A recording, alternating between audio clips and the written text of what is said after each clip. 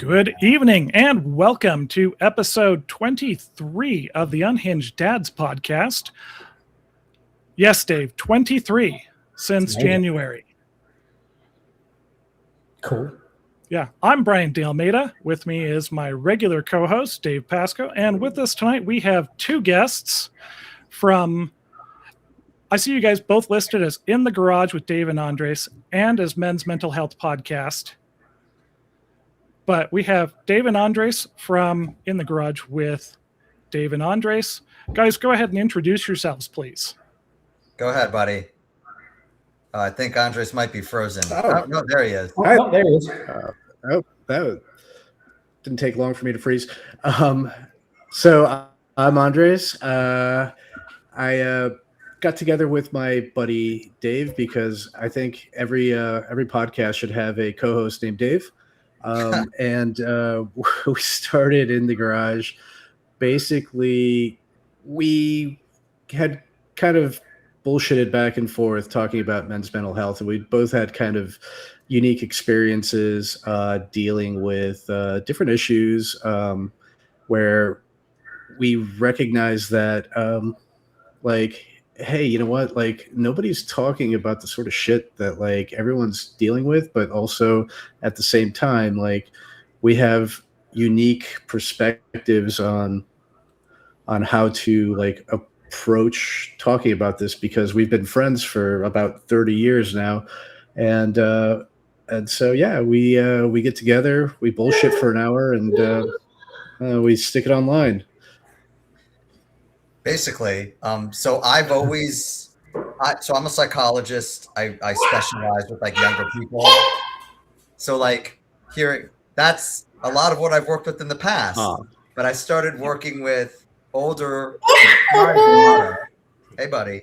So like teenagers, young adults, and kept kind of seeing all this stuff. And then as like hearing more about men's mental health and podcasts started getting big, I thought, all right, my buddy Dre here also has an IT background. He knows a lot about that. I'm very aggressively friendly and talkative, so I can do that. And if you put us together, it should be magic. It is. It's magic, Dave. We record in his once was garage, now like a guest room. And it's great. We record once a week, different topics. Try to use as much like informed data and research as possible. So always like, that's how I'm kind of trained. I don't know any different. And that's how my brain works. Like, I don't like the sound clips and the nonsensical stuff that comes out or the typical therapy speak. Like, no, there needs to be like, this has to be real. This can't be like, I don't know, all this psychobabble shit. Yeah, because I can only speak to my experience, but it seems a lot of people who are interacting with psychiatry, psychology, therapy and stuff, a lot of the therapy speak just sounds like bullshit. Yeah. Yep. It's like, what the hell are you talking about? Feel my feelings. I'm obviously feeling them, and I actually showed up to fucking talk about them. What do you mean? Yeah. No, and I agree with you, right? It's like, you can say that, I'm having a like mind turmoil or some random fucking definition of some shit where you're just like, you know what? Like, my brain isn't fucking working today. Like, this happened, and like, I'm really fucking pissed about it, and I really need to like vent. Like, why am I so angry about this? And in collaboration with like actually having done therapy and like done like in my experience, like in my situation, in my situation, like, I'd gotten to a point where like I had to go to like a inpatient treatment center because like I had spiraled so out of control. Like, my substance abuse had become like really problematic. And when I say really problematic, like in my household, there's a wide there's a lot of leeway given for like what is acceptable substance abuse, as far as like drinking and like smoking pot or whatever. But like we pushed the boundaries to the point where like it was, you need to go to treatment, you need to dry out, like you need to fix what's wrong with you. And I didn't necessarily recognize like, and Dave will tell you the same thing, and maybe you guys like have experienced the same thing, right? Like, look, I'm ex-military, I'm a veteran, and like we were told like just like suck it up and drive on. That's basically like what we were taught. And there's a point where you like suck it up so much that like you cannot drive on, and you have to really take a beat and reevaluate everything that's going on, right? Like, yeah, I mean that's the saying, the acronym FIDO. Fuck it, drive on. Like shit happens, you can deal with it somehow. And a lot of times though, when you're in the middle of that, it's hard to see how much it's affecting you. It almost takes being able to step back and take that outside perspective and go, oh, holy shit, this is okay. Yeah, I need to unfuck myself. Yeah. And the mission first attitude that most people imbibe in the military, especially, is I can fall apart and that's fine, but if I don't complete the mission, then that's real failure. Mm-hmm. Like, it doesn't matter how I'm feeling. It doesn't matter how it's really affecting my spouse, my children, my buddies, families, whatever. But so long as the mission is taken care of, then we're all successful. Right. Yeah. Yeah. I mean, that's burned in there, right? And I think to a degree, like my personality was already partially there, without the whole military sort of indoctrination piece of it, but it certainly reinforced that, right? Yeah. I picked up on similar mindset. I'm not totally sure how, but looking back, one thing that stands out to me is I was like 29 or something. I was doing all the maintenance, facilities management for a couple of apartment complexes, and I'd gone in for surgery. I had a deviated septum fixed. No big deal. But you're supposed to spend the day like with your head elevated. You've got all the shit packed in your nose. Mm-hmm. And I have a tenant call is like, my water heater's dead. So what am I doing? But I'm calling somebody like, hey, I can't drive because I'm on painkillers, but you take me over to pick up a water heater. And I went and I pulled this guy's water heater, ran the thing down three flights of stairs, put the new one in. And like, I'm down on the ground hooking up the gas line. My nose is bleeding everywhere. Tenant's like, are you okay? I'm like, yeah, no, I just had surgery. I just had surgery on my nose this morning. It's no big deal. We got to get your hot water working. And my boss was like, dude, go home. You could have called a plumber. Like, but this is my job. I didn't even think about it at the time. But today I would like to think I might actually consider doing that. But at the time, it was just like, oh, well, this has to get done, and my boss is out of town, so it's me. Let's figure out how to do a water heater and hopefully not bleed too much on everything. It was not the greatest way to like approach taking care of myself. Yeah. Fuck it, drive on. Yep. That's the definition. There it is. Like, hey, you're not okay. No. Keep going. I'm just bleeding some. It's fine. Yeah. I'm only broken in about 6 or 7 ways. The mission comes first, and I'll take care of that. I can actually deal with this some other time. Well, let me ask you guys, why did you kind of choose the dad? I mean, obviously you're both dads, but did you see a need for this type of platform and these types of conversations for other dads out there? Oh, absolutely. Most dads, especially dads with kids younger than about 10, so relatively young dads. I mean, I don't think I really count in that case because my wife and I, both of us being active, we ended up waiting a little bit to have kids. So we've had a bit different experience, but the guys I know who are about a decade younger and have kids at about the same age, they don't have anybody to talk to. Like they don't, by and large.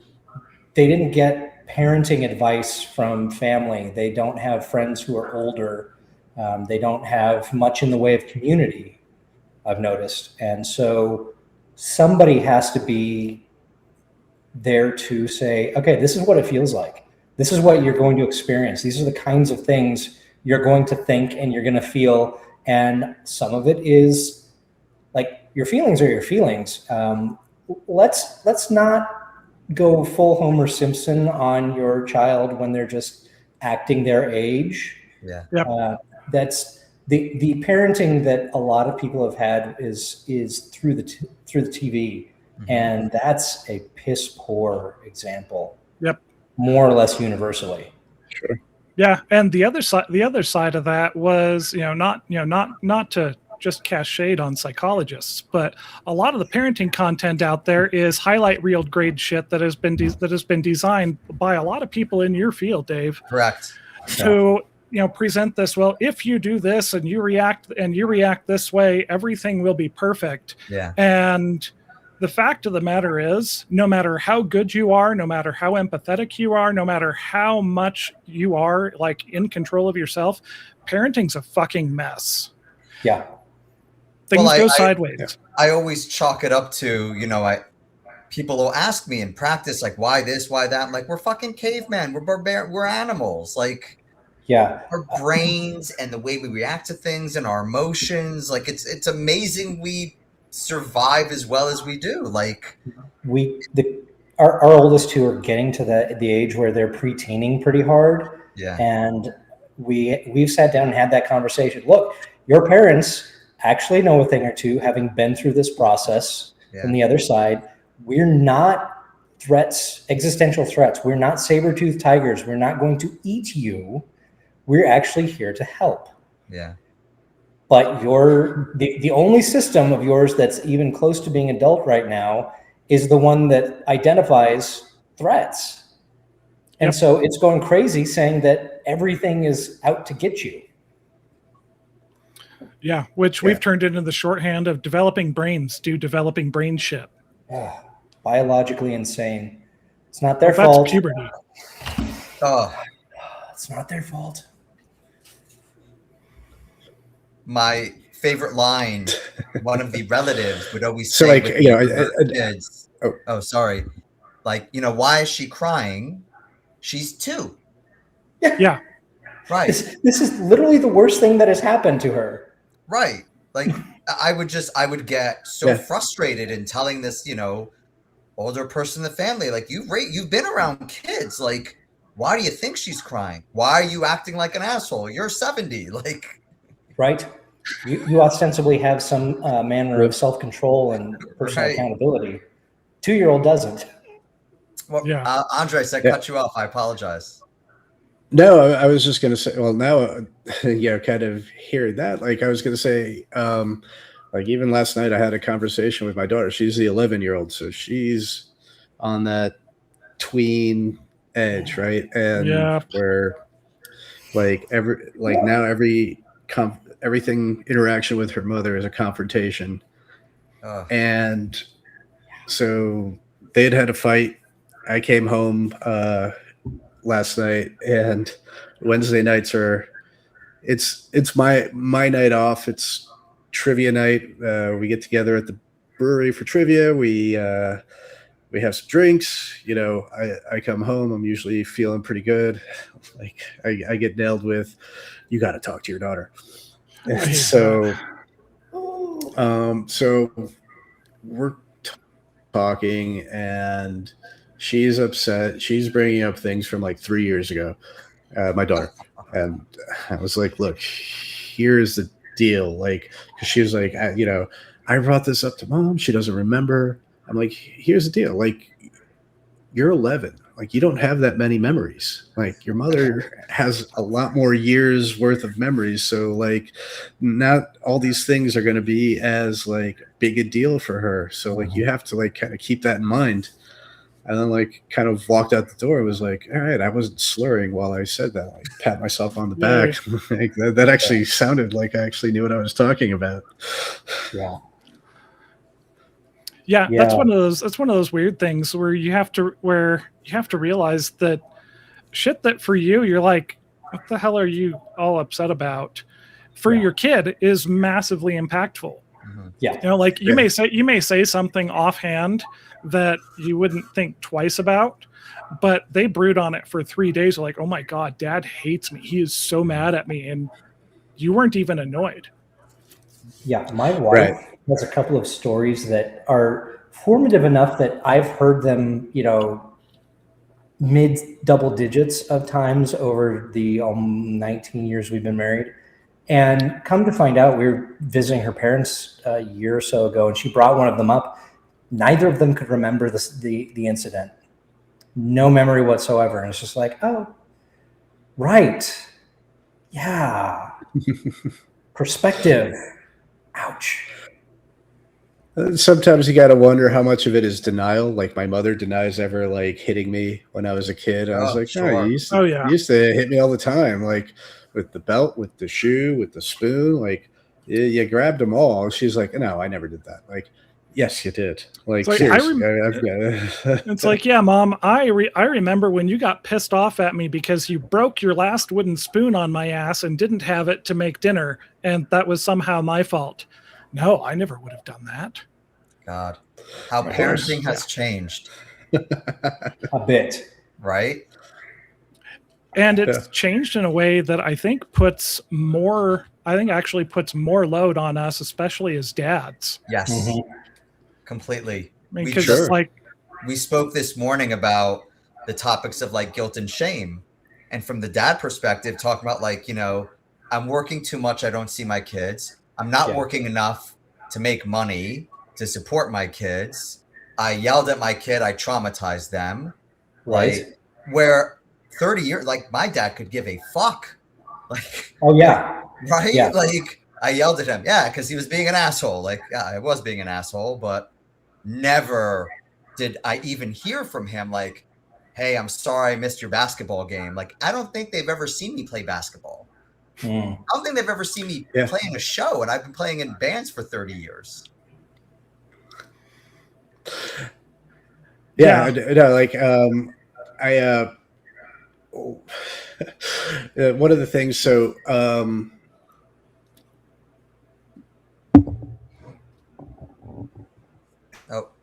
and David told that thing, and so I'm always amused because I chaperone my kids' field trips, and I think to myself like, I don't have any memories of my parents, like not for lack of caring, but for they were working and it just wasn't an option. But like the fact that like it's a blessing to be able to be available to have that, like share that experience with my kids and like go on these field trips with them, like little things like that, where it's like, you know, for me, it was wait till your father comes home. You're in real deep shit when he gets home. I got a lot of that, but yeah, I don't do the field trips and the school activities for the most part. Not because I can't handle the kids, it's because I can't handle the fucking parents. I'll be perfectly honest. Way too many helicopter parents, and just well, especially since most of them are moms. Like there is zero frame of reference or commonality here. There, you know, it's like I'm the dirty grease monkey. What the hell are you doing here? While they're comparing their newest limited edition Stanley Cup or what the fuck ever. Yeah. So like for me, while I might not be devout, the local public schools in my neighborhood are garbage, for lack of a better word. So my kids go to the Catholic school down the road, And what I've learned is that Catholic school parents love to party. Like every event we have has a bar, fun run. There's a bar. Like everyone just like gets together and likes to drink. So I think it's partially the area, like where I live in Hollywood, Florida, is kind of looked down upon by all the surrounding areas, like everyone, we're known as Holly Weird because we just have like just a shitload of freaks roaming around our streets. But like, and that's by Florida standards. Just to remind everybody. By Florida standards, absolutely. Standards. Yeah, people from Fort Lauderdale are like, ooh, Hollywood, huh? Yeah, I've been to Fremont in Seattle. Weird is relative. Sure. Yeah. So that's one of the things that I deal with a lot with the parents I work with of these like teens, tweens, even the older ones, like the helicopter parenting, the rescuing, the doing for them. Yep. And I try to reorient or recalibrate where I'm like, doing the other thing, holding them accountable, having routines and boundaries doesn't mean you're a dick. You're a dick if you do it in like a very mean, punitive way. Like, fuck you, you're a piece of shit and you can't do, like, that's mean or berating them. But if it's no, like phones are off at 9 p.m., like, or you can't be on your video game for 10 hours a day.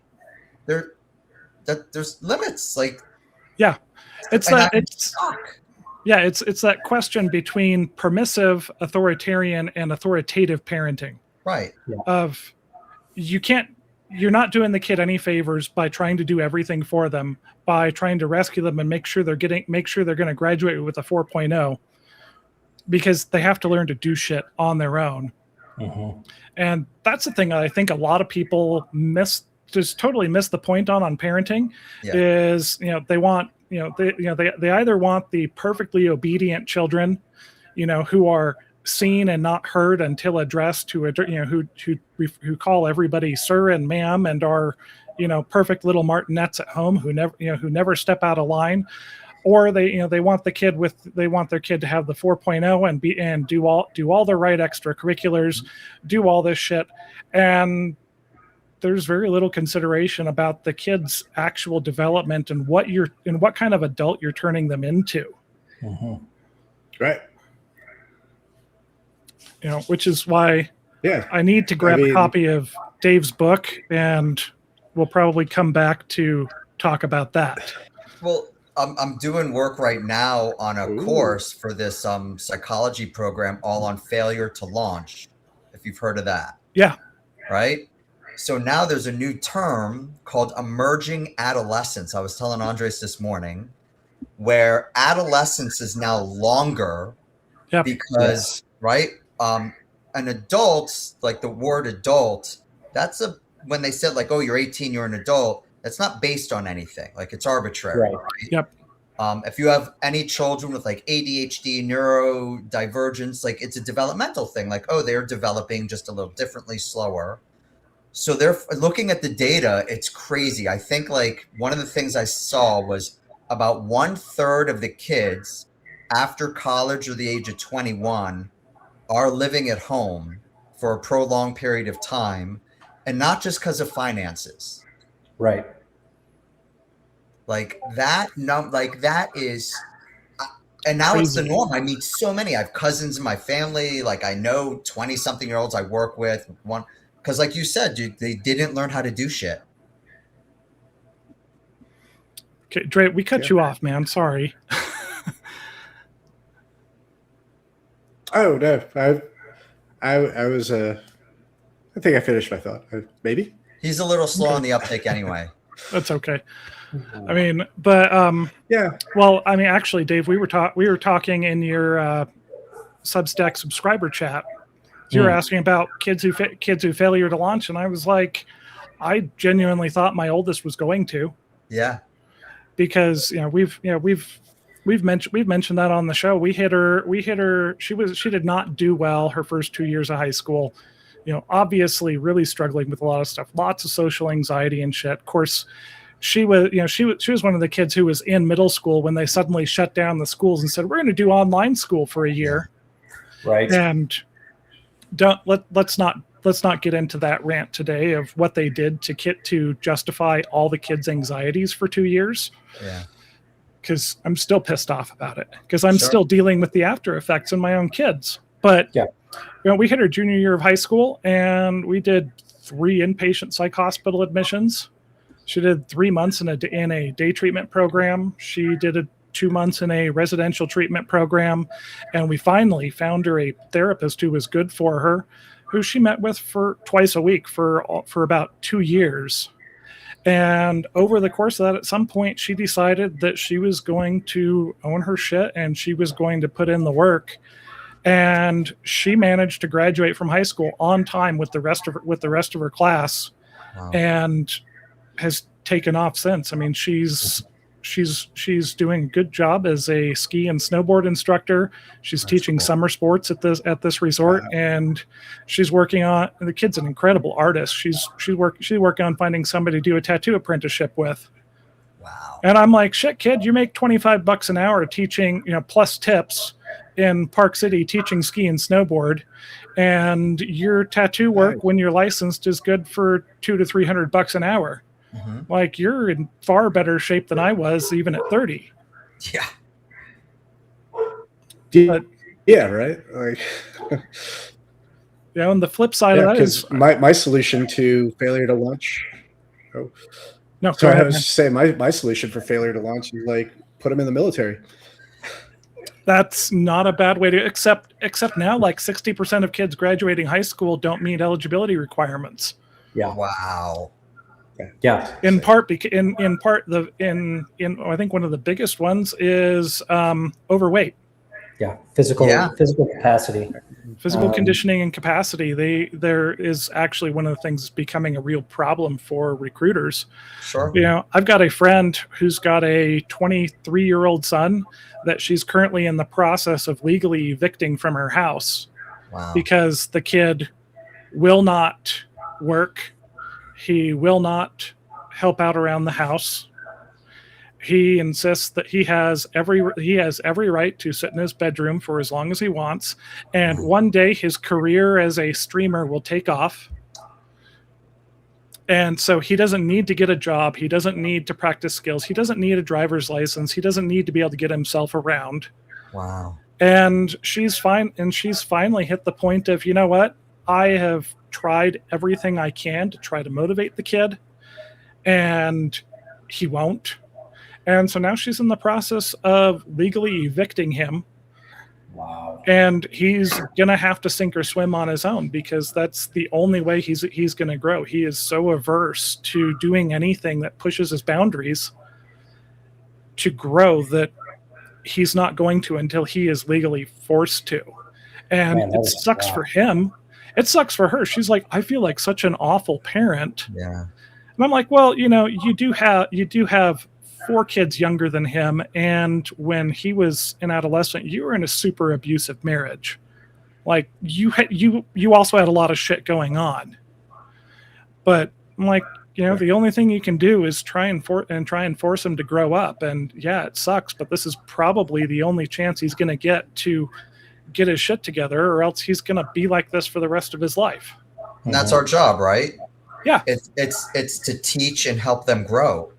Yep. That's it. Like, I had an old supervisor say to me years ago, and it really resonated, and I didn't have kids yet.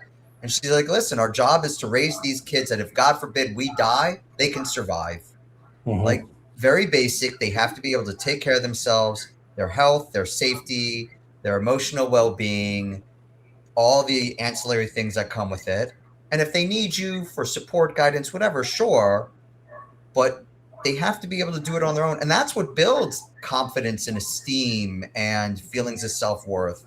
So when you mention like these helicopter parents, like, I try to tell them in gentle ways. Sometimes I can be a little too candid and forward. Like, if you hear how I talk, like, I don't talk like a therapist. Like, what you're used to. Like, this is how I talk to people. I said, like, you're going to fuck him up. Like, if you keep doing these things and then he goes off to college, he will fail. He will live at home. He will feel like shit. And then you're going to come back and be like, what do I do now? Yep. Yeah, I mean, with my daughter, actually, the school psychologist asked me, she says, so what is your goal here? You know, as we're talking about treatment plan, and I was like, it's become my mantra since.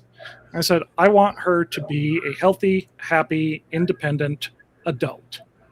Yep. That is the goal. Like, that is the goal we're working for. You know, I was like, I'm not concerned about whether or not she can get into a top tier college right now. I'm concerned, one, getting her to graduate from high school still alive, and hopefully with the skills and the resilience to be able to be an independent adult. And too many people don't seem to get that. Like, they don't see that. They don't see that long-term picture of where are you going with your kids. But I think I don't know if it's signs of the times, like just kind of the generations that have been coming up or whatever. But like, I feel like people push their anxieties down on their kids to a degree where, like, helicopter parents are almost like a welcome departure from, I'm not going to call out, you know, You can where call I've out seen this, boomers, but like, it's okay. They, in the event that they watch this, they might know who they are, but like to the point where, like, helicopter is fine, is almost fine. Like, they have to have a fucking finger on their kid, like making sure that they're like constantly like have like some kind of physical touch, because they're so concerned that like the kid's gonna bolt or the kid's gonna like somehow trip when like he's looking the other way, and it's like, holy shit, man! Like, to the point where, like, this is someone that very close to, but like, I cannot hang out with him when he's around his kids because it gives me anxiety. Like, I can't watch. But also because, like, I'm not gonna tell him how to parent, but I can't watch that. Like, that's like, he's fucking these kids up. Yeah. I want my kids to be kind of feral. Yeah. Right. Because if they aren't, they aren't going to survive. They're not going to learn. Yeah. And I'm all for safety, right? Like, oh yeah, like, we're all similar generation where, yeah, if you're going to like be on your e-bike, whatever, wear a helmet. Sure. You know, Yeah. Don't go through busy traffic on your, you know, dirt bike going 80 miles an hour in a 40 where it's like super busy, and it's like, that's one end. Like, okay, that's a bit much, but you want to go out and explore and like go to friends' houses and do whatever and run around the neighborhood and go fishing and like go, like, it's fine. Yeah. Like they have a phone. Let me know where you're at. Yeah. And if I need something from you or if I need to find you, I will let you know. Well, when I was their age, it was, hey, I'm going over to Jimmy's. Okay, call when you get there. Be home before dinner because I guarantee Jimmy's mom doesn't want to cook for you. It's like, well, okay. Yeah. I mean, how my friends and I would go. My friends and I, we lived in a pretty rural place. We'd walk out our front door, go up a trail, and go camping. And we did it like 13 and 14 years old. Yeah. Mm-hmm. Would love to see my kids wanting to do that. I mean, my older ones, the teenagers, are to a degree. The younger ones, not so much. I have to push my boys more than I have to push my girls. But yeah, I'm not interested in helicopter parenting. I'm not interested in doing things for them. You know, like I think I really surprised the hell out of a kid's teacher because she failed. She was failing one quarter of the class. There was shit that went on, and she's like, she's gonna fail this class. Like, it doesn't matter now. And I was like, okay, She's gonna make up that credit in summer school. Yeah. And teacher, what? I said, hey, she didn't do the work. She's gonna make that up in summer school. Yeah. Natural consequences. Yeah. And she's like, you're Sure. not going to demand that I that I let her turn in all the late work for the quarter? Jesus. I said, fuck no. I was like, yeah, stuff went on. I understand why she let things drop. But no, she didn't do the work. She can make it up. And the teacher was like, oh, okay, thank you. It's like, I think, I think she was ready for the argument of, no, I'm not going to let your kid just make up all the work they failed to turn in for the last 3 months. Yeah. Yeah. Like, no, I'm not. Or just bracing yourself. Oh, Yeah, they just brace themselves. Like a couple of years ago, my daughter had she's just highly emotional, and she was having issues in school where she was just like getting all ramped up, and we wound up having a conference with her teachers, and we're like, hey, look, like when she gets like this, you got to like snap her out of it. Like you got to like get her attention, like try to coax her into feeling better. And they're like, so you're okay with us like kind of being firm with her? Like, yeah. Yes, like, please. Yeah, like do the discipline. Like I'm not here to tell you how to do your job. I'm just telling you how to like do your job easier with her. Yeah. You know? I'm telling you how my child seems to work to the best degree my wife and I have figured out. What you do with that is your choice, but I'm telling you, this seems to work. Yeah. Oh, yeah. Comment from our buddy Joseph says, Yeah. I have 3 kids under 7. The idea of them doing the unhinged shit I did puts me on the edge of anxiety, but I try my hardest even now to let them be kids and figure things out. Sometimes it's hard. Yeah. Oh yeah. And that impulse to swoop in and like rescue them from everything, because you're dad, you're supposed to be protecting them. Mhm. Yeah. It's Well, a hard one to of- find that balance point on. There are a lot of reasons that I'm not defending the behaviors and the attitudes, but I certainly get why so many parents are borderline psychotic about it, if not outright psychotic about it, because our society pushes this image of perfect parenthood, and if you are not there with it 100% of the time, you're an abject failure, and you should really be, like one of those parents whose kid let their kids walk to the park down the street and ended up spending jail time over it. And there were a lot of parents who thought that was not harsh enough at the time. We are considered, and Andres could tell you, like out of all of our friend group, we were parents, I think, the earliest.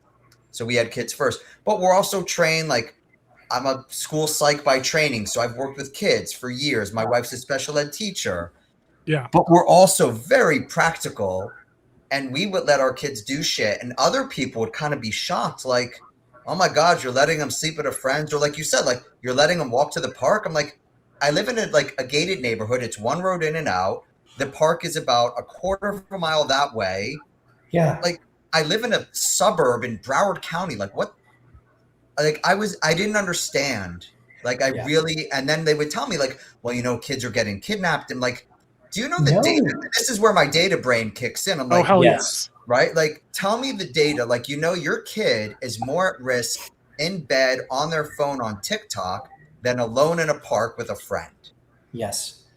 By far. Statistically, our country has gotten safer over the last 20, 30 years.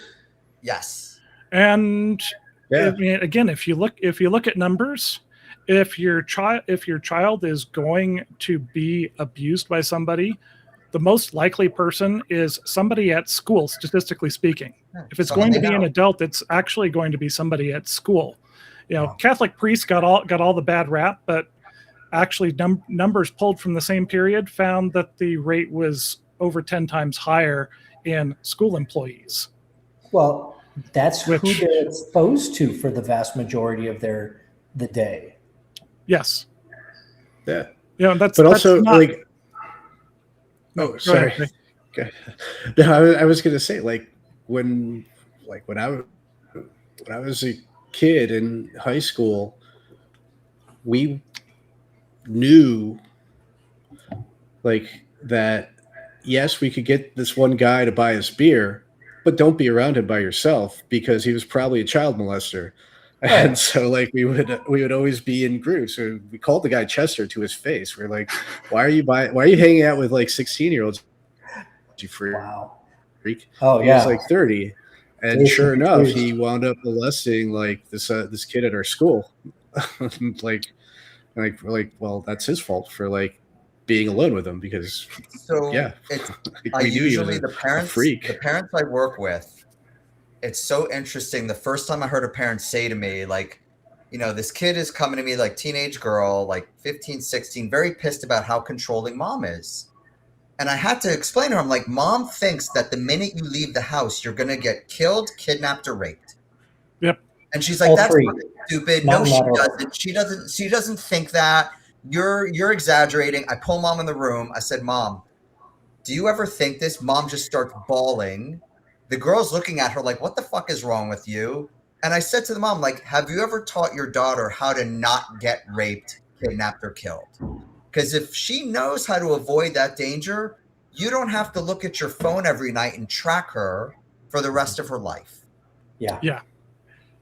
And that's what ends up that I just started. Do you guys ever hear about parents that like track their kids in college?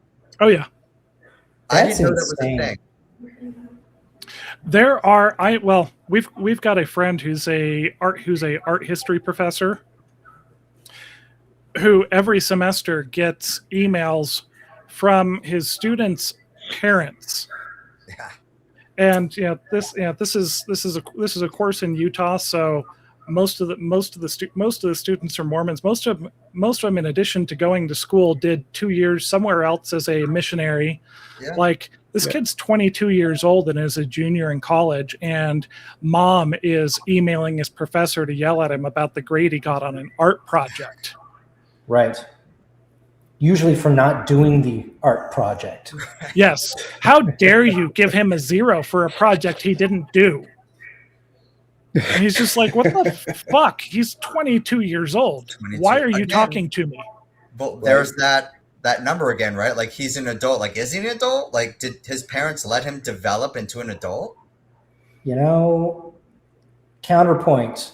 My wife is an instructor on base here, and she's got 18 and 19-year-old and older, but the vast majority of her students are 18 years old, 19 years old. They hold security clearances. They've been through boot camp. They've successfully survived language school, which is a long and intellectually rigorous process. If they can do it, why can't some of these kids? They could if their parents didn't handicap them by being neurotic fuckwits. Absolutely. Frankly. You know, look, and I get it. I genuinely get it. The notion I had a buddy when we were in the process of moving down to Texas point out that, we were going to be darn close to that southern border, and they're on a major route north, and there's stuff that happens. There are all kinds of things that get trafficked, narcotics, firearms, people. Yeah. And, pointing that out in the sense of, hey, you need to be aware of this stuff. And so I get the anxiety of, man, can I actually leave my 12-year-old home alone ever to like go fill up the car or grab something, retrieve the toddler from someplace and bring them home? Is that actually safe? Well, yeah, statistically, it's absurdly safe. Yeah. It's if they know how to do it, right? Like if they develop the skill, you taught them, you let them learn, you corrected when they needed it. Brian's been in this boat. My daughter just got her license. Yep, I have Again, 3 right? drivers, So and think my 4th is statistics. about to get his learner's permit. Down I have here in 5 years yet. yeah, you got a while. So do you, Dre. Down here in Florida, that gives me as a parent the most anxiety where like, Oh yeah. right? Like this is the least safe place. I'm not worried about you in school or at the mall or going to a concert or going to the beach. Like you'll be fine. It's in this car because there's like no fucking rules on the road down here. Because I know what idiots drive on these roads. I've seen Yes. them and how they behave. So that's where I say to the parents, I'm like, so you're worried about your kid like going to a party, but you're not worried about them like driving? Yeah. I've driven in Florida. It's pretty horrible. I mean, I hope that Orlando is worse than where you guys are in the vicinity of Miami. It's really bad down here. Really? Yeah, It's not that bad. Because even rural Florida, you've got you've got old people who are just fucking road hazards all over the place. Well, yeah. I mean, that aspect of it's getting better down here, but until we get all the women off the road. Damn, I'm just kidding. I wish I had my little. We didn't say that. That's when I would use my little bunker, like my clown, like. Right. See, yeah. Joseph says we've had to have conversations with our 7-year-old because she would tell strangers in public private information, like a birthday coming up, things like that. Baby girl, we don't tell strangers that stuff. So she understands now we don't talk about such things with people we don't know. Yeah. And I mean that's a whole different aspect of like trying to keep your kids safe. I mean, I'm pretty sure the statistics back me up on this. Your child's at more at risk playing games on Roblox than they are just about anywhere else. Absolutely. Yep. Yeah. And part of that is you got to teach them. No, you don't tell everybody everything about yourself. Nope. Like I mean, hell, we don't name our kids on the show at all. We don't let them show their faces. I mean, Dave's youngest is kind of an exception because babies' faces and stuff change so much. Change a bit. But my daughter is desperate to come on and say hello to Uncle Brian and talk on the interwebs and see her face on a camera. Sure. She's thrilled by it. She's 10. No, sweetheart. No. Shit, I'm 48, and I think I get just as excited. Well, and that's fair. I mean, hell, we had I think we'd done about 5 or 6 episodes, and she started commenting on every single video of ours, making it really obvious that she was his kid. And I was like, "Oh, hey, Dave, you probably want to talk to your daughter." Yeah, send him a screenshot. He's like, "Oh shit." Yep.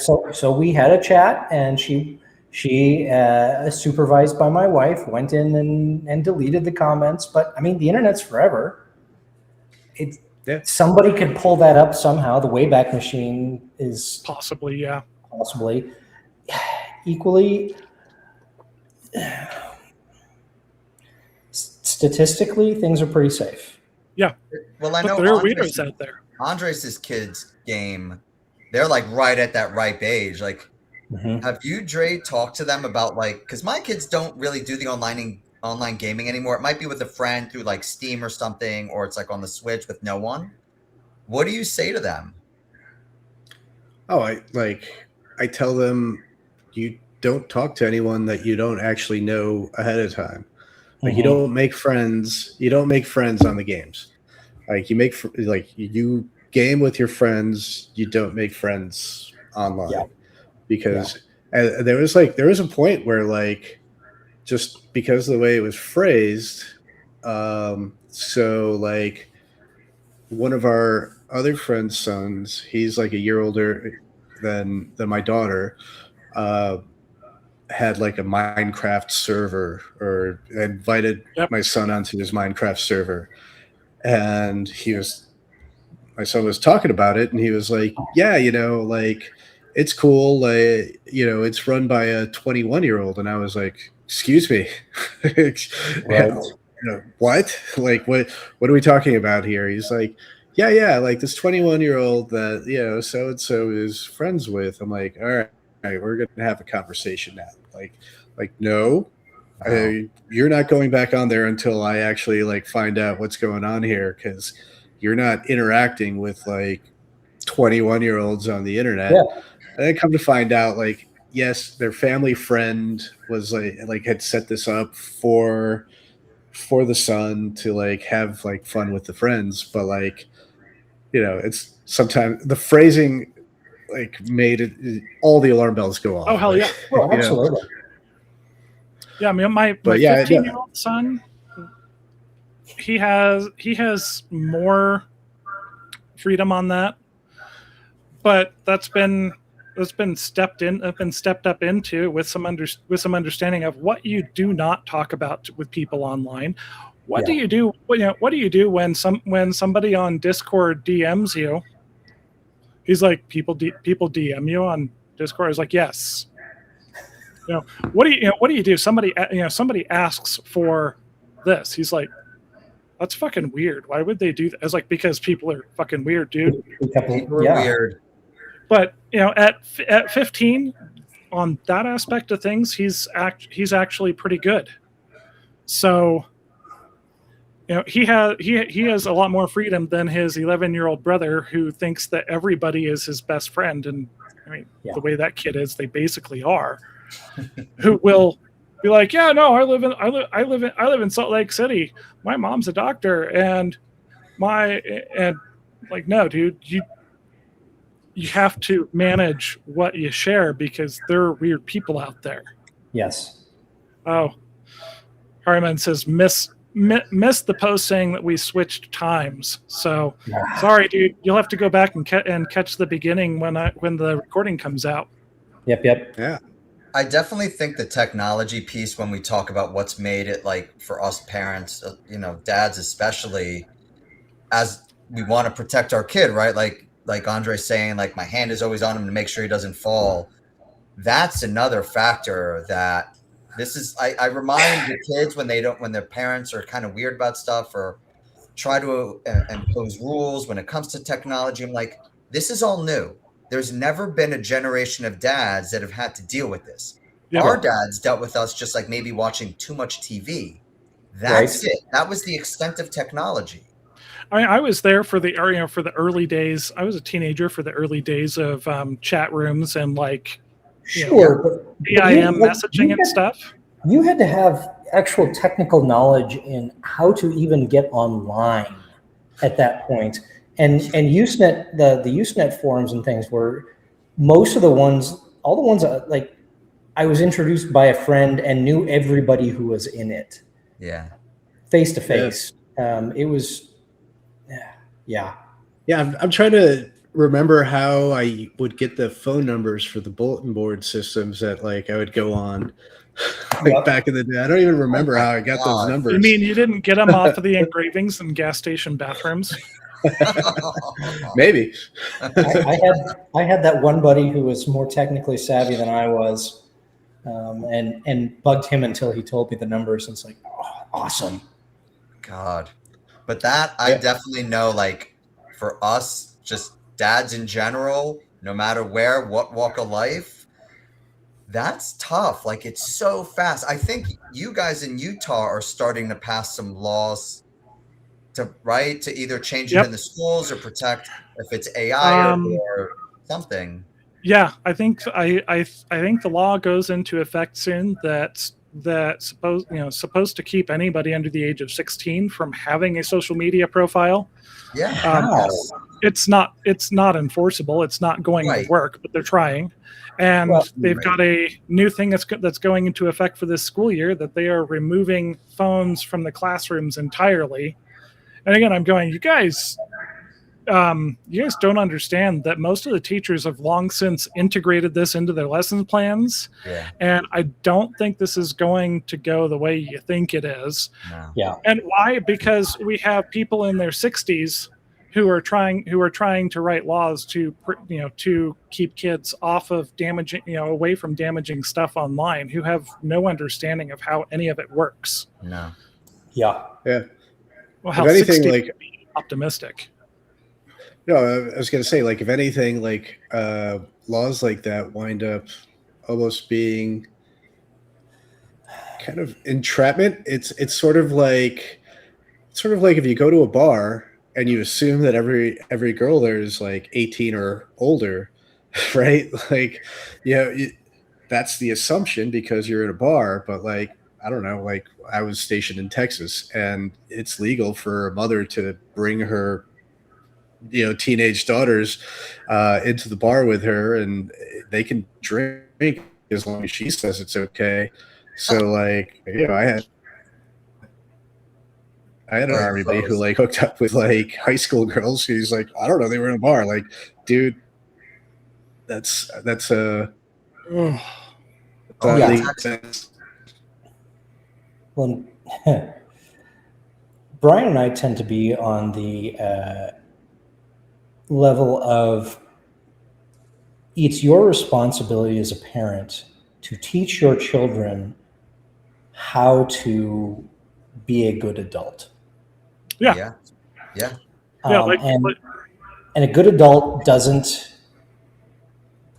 do things that put people in potentially terrible situations. You don't put yourself in terrible situations because it's funny, because somebody dared you to. Like, I mean, we had all of that stuff, the PSA stuff growing up that doesn't seem to exist anywhere except the bowels of the interwebs.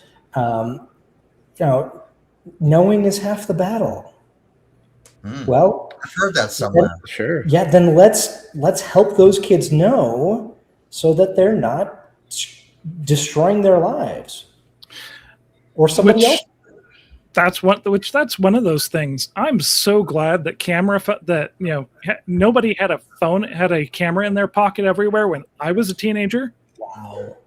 Because I can tell you there was shit that I did that was probably violation of a whole bunch of ATF rules. Yeah, Sure. not to mention, hey, wiretap, give me a good recipe for. Yes. But not for nothing. When I was 18, I went to Mardi Gras. Like, I can't imagine what that's like in the digital age. Oh God. The things Titties we and got beer. away with before ubiquitous surveillance. Holy Well, and I find it funny because a lot of the kids I work with, right, these like 16 to 20-year-olds, they get caught for stuff, and I'm in shock. I'm like, did you not try to get away with this? Like, this isn't new. You like trying vaping or smoking. Like, you don't think I was like smoking cigarettes at 13 or 14? Like, we all were. We didn't want to get caught, so we were thoughtful. We didn't document it. We had a plan for it. We didn't fucking post it on Instagram. Right. Oh my gosh, I just am in shock when these kids get caught, and I'm like, what did you think was going to happen? Like, I don't get it.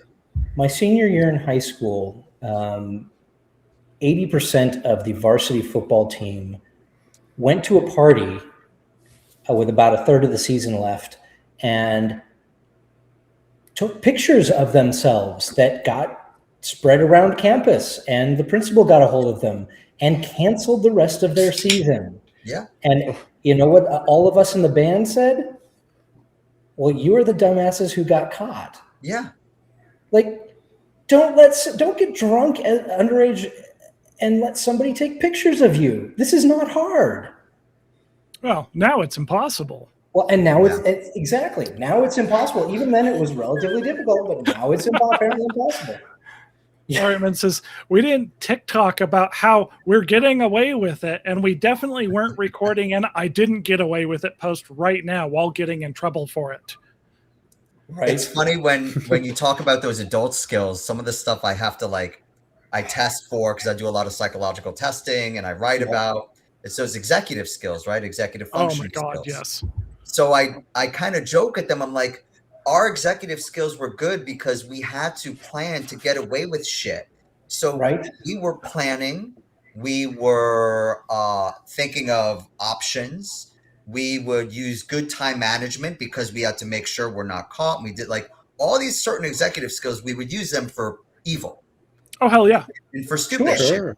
But man, we got really good at honing those skills, and we could generalize it to real life because, hey, you know, like I knew how I could take my parents' car out when I was 14 because I knew my dad would always drive and my mom left her keys here. And when they left, I had about a 10-minute wait time. Then I'd get my friends over. Then I had to be home at this time because I usually take 2 hours. And that's, I use the same skill 35 years later. Yep. Sure. I mean, we tell people a lot that, you know, you can be like my parents. I grew up in a super religious household. My parents were super strict. And you know what being super strict with your kids teaches them? It teaches them to be really good at lying. Yeah. Mm-hmm. I mean, I knew that if I knew that I had to let myself get caught for little shit, because my parents would get suspicious if I wasn't doing stuff that they expected that they would yell at me for. So I'd get away with bigger shit as long as I continued, you know, to make the small mistakes that they expected, because then they'd focus on those and they'd miss that I was doing other shit. It's clever. See, my dad took the entirely opposite tack. He just said, I expect you to make wise decisions. And I'll be disappointed if you don't. And that was enough for me. I was just like, yeah, no, I can't do stupid shit. My dad would get disappointed in me. That's terrible. And it wasn't because it wasn't my dad will kill me. My dad will beat the ever loving shit out of me. No, just shake his head and say, I'm disappointed in your choices. Like, which you is could have usually done worse, better. right? I'd rather get beaten. Yeah, right. Yeah,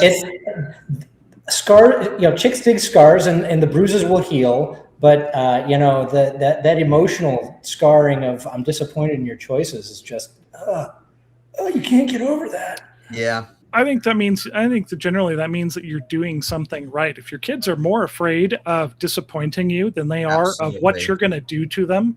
Yeah. I mean, like, I've finally come to understand there genuinely is not anything that I can do or that I'm at least willing to do that is more impactful than being like, that was a dumb decision. I thought you would do better with that. Yeah. My kids know that would make my daughters break down in tears on the spot. Yeah. Yeah. We don't hit our kids. We don't need to. I don't. Yeah. I'm a big believer in the power of uncomfortable conversations. Yeah. Oh, Joseph says none of the alleged crimes Amaya committed between the ages of 16 and 24 were documented. You know, that's the great thing of growing up in an analog era. Oh. Right. You know, it's funny. I'm hearing more and more of these like 18 to 25-year-olds getting very jealous of how we grew up because they're hearing more and more about it, and they can tell the effects. They're like, I wish I didn't have this fucking TikTok on my phone. You know, I want to go back to the old days of like 8-bit Nintendo, cassette tapes, and having to wait till Thursday night to watch the show you want. I'm like, it was simpler. Like we because we lived through it, we've got the effective nostalgia on all of that. Going, man, that was pretty cool. But then you hear people talking about it, going like the youths of this age, saying things like, "Man, that was amazing. That must have been amazing." It's like, yeah, it really was. It was. Yeah. Well, I got to do a blast from the past last night. It's one of the cars we just picked up. I haven't picked up the new stereo with Android Auto on it yet for them. So it has the original CD player from 2008. My daughter was like, "Hey, I've got this CD from a band one of my friends are in, but they signed it. Is there a way to like make a copy of this so that I can just use the copy?" And I was Not like, anymore, man. Hell yes. Nobody- I've got 2 older PCs with CD burner drives, and I know I've got CDRs around here somewhere. How hard it is to find the optical drives anymore. It's mind numbing. That's why that's one of the reasons I have 2 older PCs that I built that my kids still play games on. But they have double optical drives, so I can rip from one and burn on the other. I was like, I've got CDRs sitting around here somewhere. Oh, Yeah, let me make a copy of it. man. And then I went and I was like, I That know. was the shit. Oh, I actually found my old CD case that I used to keep in the car. You know, the Yeah. sleeve. Oh, yeah. Like I 30 still of them. have mine. I was like, I know there's like 10 empty ones in there. Let me go and burn like 10 other albums that I know you like out of my collection last night. That's what I was doing instead of editing short form content that I should have been doing to promote the show. No, you definitely should have been passing on arcane knowledge to the younger generation. But it's like, here, let me burn some of this music I pirated 15 years ago onto CDs for you, kid. Right. From Napster. You guys ever watch High Napster. Fidelity? Oh, sure. Yeah. When was the last time you made a mixtape?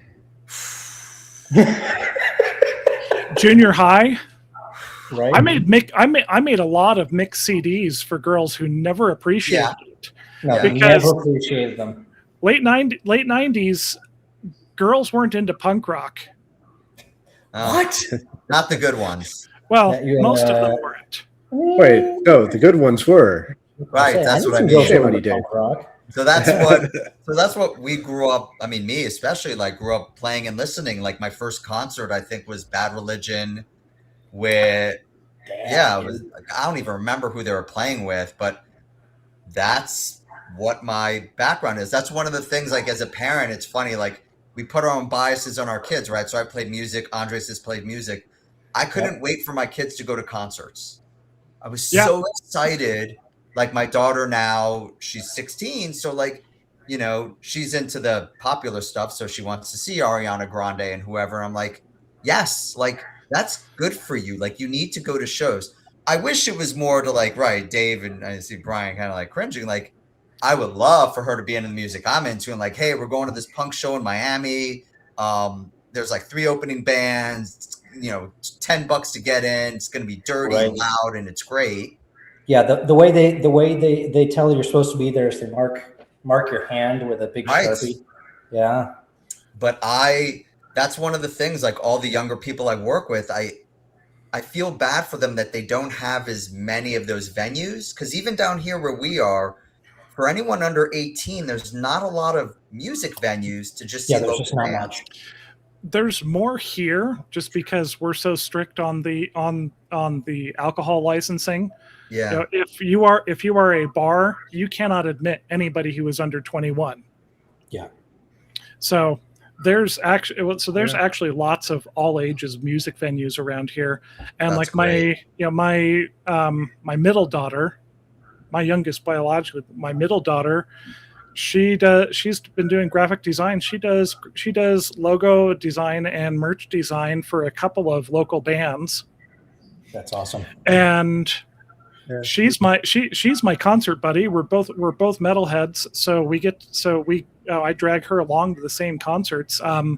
My daughters, their first concert was 2015, so they were 8 and 6. Yeah. And that was seeing Sabaton open for Nightwish in 2015. We started out at the top of symphonic metal. Yeah. And you know, when I think I took both of them to 2 or 3 baby metal concerts because they were both really into that. I've seen baby metal. It was fun concerts. Yeah, I don't know what that means.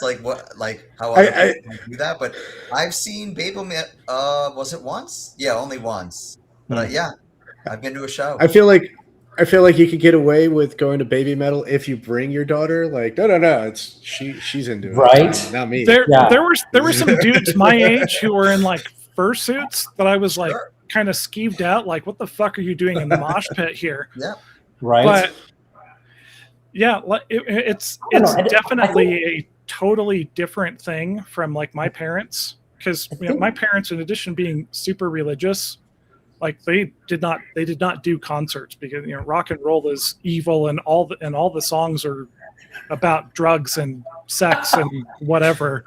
Well, the good ones. Well, right. Yeah, my dad tells a story about going to see this little known band in a warehouse in LA in the 70s. And it turns out the headliners were Led Zeppelin. It's their first tour in the States. Yeah. Meanwhile, I'm like, for my daughter's birthday, we got tickets to Sepultura's final tour.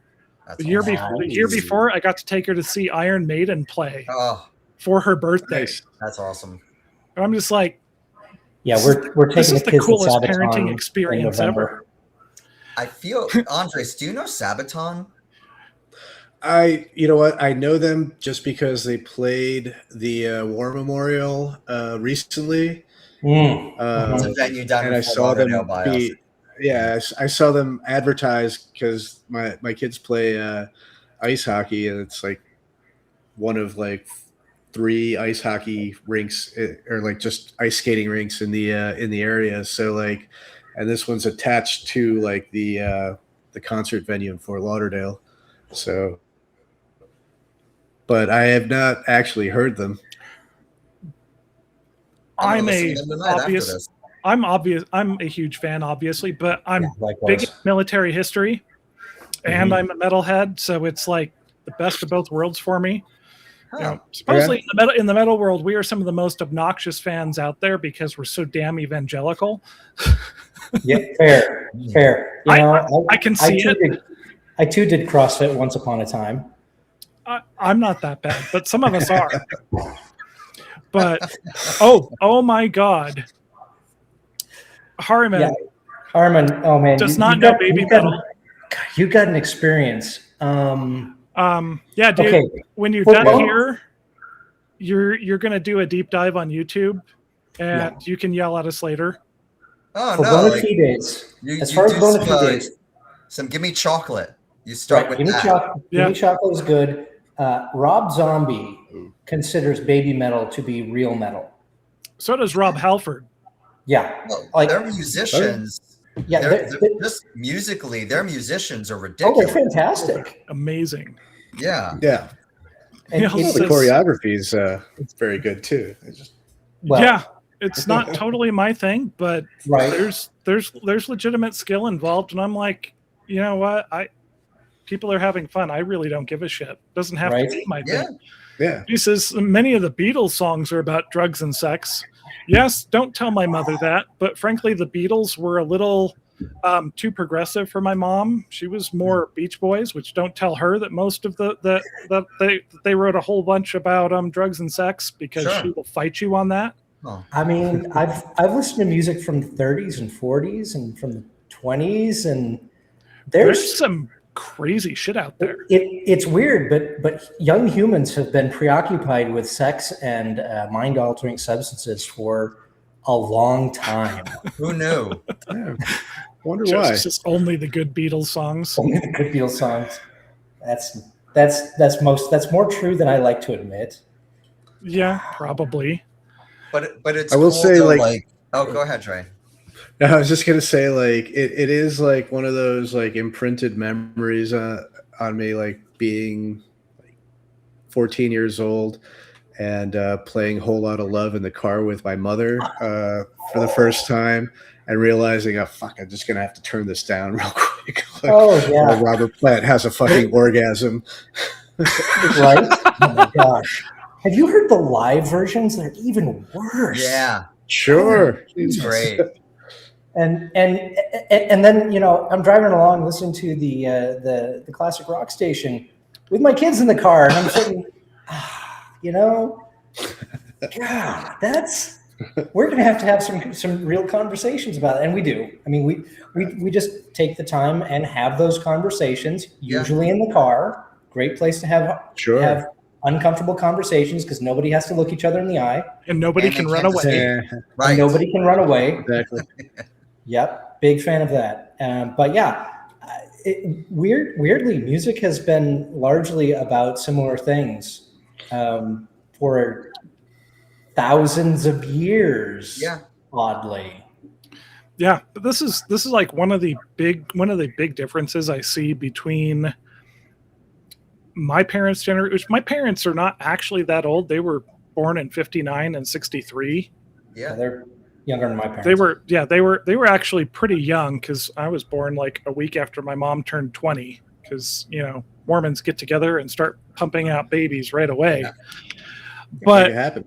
It was like my parents did not share their hobbies, their interests with us. Like they had to be these aloof authority figures who could not get excited about things. And I'm like, fuck that.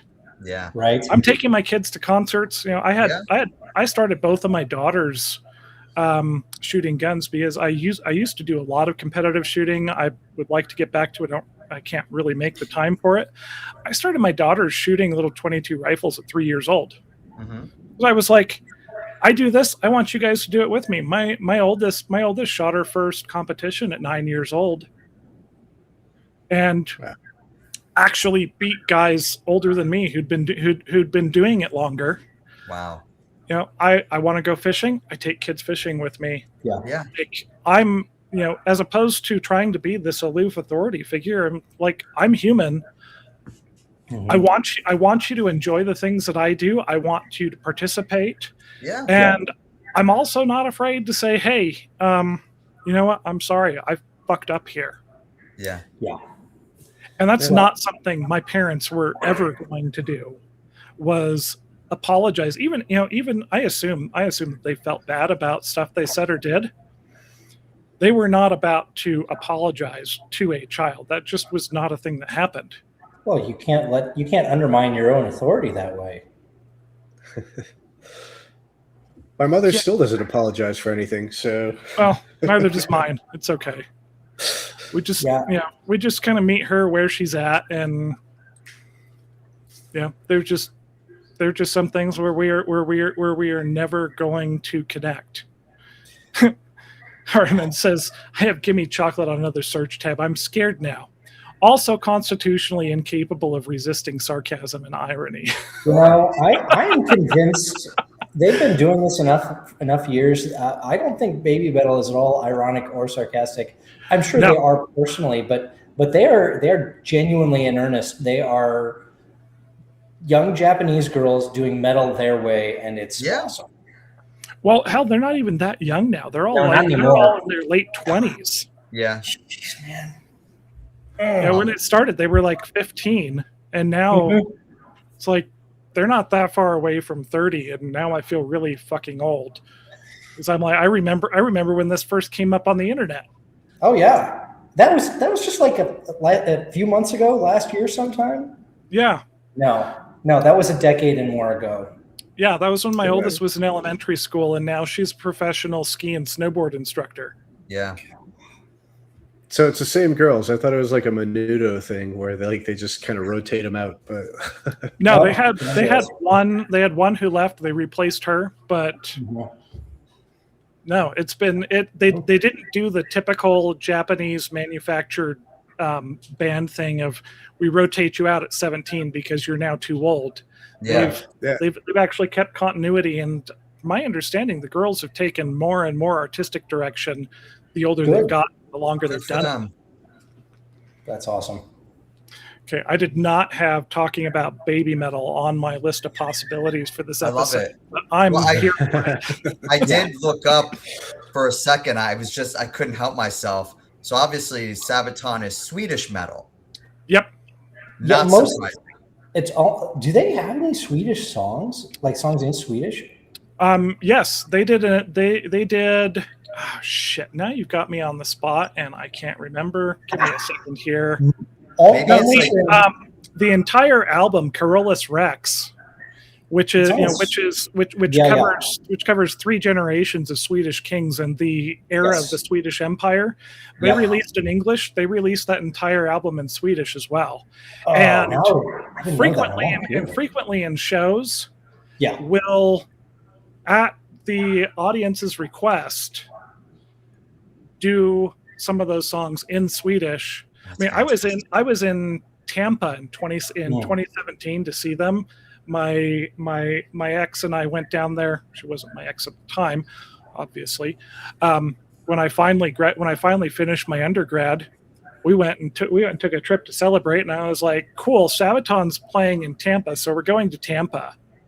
And Right. we're in some club in Ybor with 1,200 other people singing Sure. singing along with Swedish pagans in Swedish. Nice. Dang. So I have to ask, just because Andres, I asked him last week and he didn't watch the show. Have you watched the show Vikings? No, Oh, I watched Would you, basically Dave? through I TV. can't. it's so good. It's not. Oh, It's okay. It's if you accept that it's not historical at all, I know it's not. it's going to be great. It's going to be Yes. it's going to be drama and fighting. Yes, Probably, that's what I probably wanted. some sex here and there because it's modern and stuff. But it's not actually. I did not take it as historical fiction. I took That's it as fair. like watching. Look, so I watched long as- it like I watched Game of Thrones. There you go. That's it. And the Oh. characters and all of it, but just that time period. And, they throw the things in the background going on, like learning about some of the kings, or like, oh, this is when they went to England and this is what happened here. And then I had to look shit up, to your point, Dave. And like, was this a real king? Or like, was this a thing? Or did this happen? It's a great jumping off point for learning about a wild period in history. Yeah. It's the beginning of the Dark Absolutely Ages, wild. right? Isn't the Dark Ages like Yeah, 800 to 1500? Yeah, the Viking Age, especially, was crazy.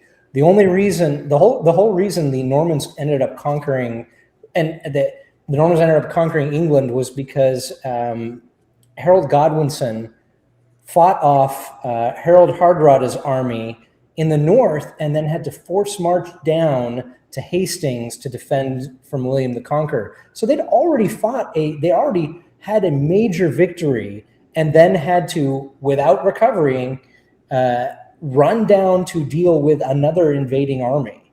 Sure. And lost to a bunch of Frenchmen. Well, and they did some damn stupid. No, okay. In fairness, the Normans were only French by courtesy. They were Vikings too. Yeah, they were. I love that this Actually, is where this Norman, went. Northman. That's That's where right. they get the name. Yeah. It's not a clever name. I mean, hell, happy we're we talking covered about we covered in a previous episode the Battle of Stamford Bridge. Mm-hmm. The one Viking warrior who held off the entire English army for almost an hour until the bastards went underneath the bridge and stabbed him through it. Sure. That's right. That was the same episode that I went and did my naval history thing. Yes. So we were talking about the allure of that great last stand as opposed to the effort of showing up every day and changing the fucking diapers. Right. It's good. Good analogy. It was That's like hard. rather stand in a shield wall than change more diapers. Yep. Well, you've changed a lot of diapers. I started changing diapers at 5 years old Oh my gosh. with my younger siblings. Yeah. Dan Carlin does a great I podcast love on him. that. The Twilight of the Acer. Have you Yep. listened to that one? Yeah, I did. I did that whole series a couple of years ago when I was building out a bathroom in my basement. I had this whole fucking thing. I had to take out all the walls. I had to take out most of the concrete and make new footings, re-engineer part of the structure of the house, and then run the sewer lines to where I needed it to make this nice bathroom for my teenage daughters that they have not cleaned voluntarily since it was completed 3 years ago. It's a great bathroom. It's just a girl's bathroom. Right. Dude, teenage girls are fucking disgusting. It's funny that everyone thinks it's the boys. It's only the boys. The boys are also disgusting, but boys are Right. disgusting because They can both be disgusting. because testosterone stinks, literally. Yeah, the And- boys smell bad. The boys smell bad and don't feel like doing anything. Sure. Yeah, but I mean, honestly, as to who is more foul in their bathroom, it's girls. 100%. The worst things my boys do is accidentally piss on the floor. I mean, still do that. You gotta get that I still do that. Target decal and then the bowl. Yeah, the boys don't have things like used pads that somehow get stuck to the outside of the garbage can. Sure. It's one of those things that I walk into the bathroom and go, oh yeah, Dre, you've never dealt with that yet. You're close. No. Yeah, you guys with your young daughters. The closest I got was so my daughter does a sailing camp where it's just like around the corner from my house. It's cool. It's a really cool thing. I'm very fortunate to like have it so close. And so we're sitting at dinner, and we're like, "So how was camp today?" She's like, "Well, this girl got her period in the boat, and we had to capsize it to get all the blood out." Like, oh my god! Like, stop. She's like, just stop talking. Just we're eating. She's like, "Well, you asked me what my day was like." Like, that's amazing. Yeah, I actually have one worse than that.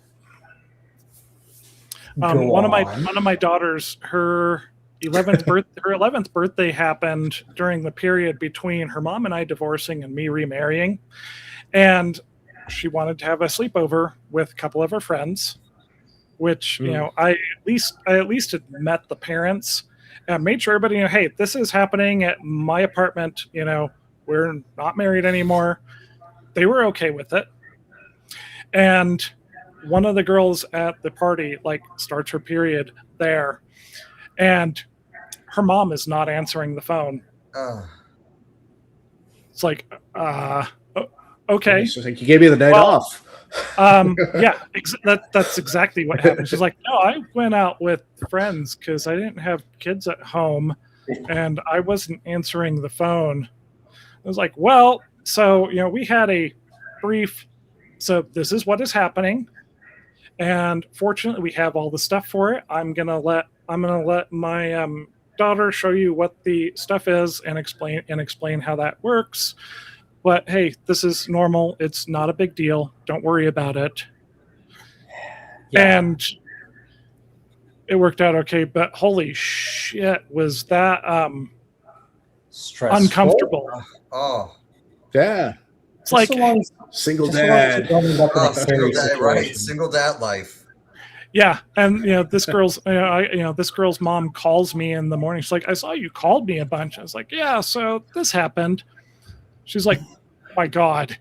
I'm like, she's like, "How did you do it?" I was like, "The same way I dealt it with my girls." She's like, "Hey, this is kind of what's happening biologically. Not a big deal. Yeah, you got the stuff for it."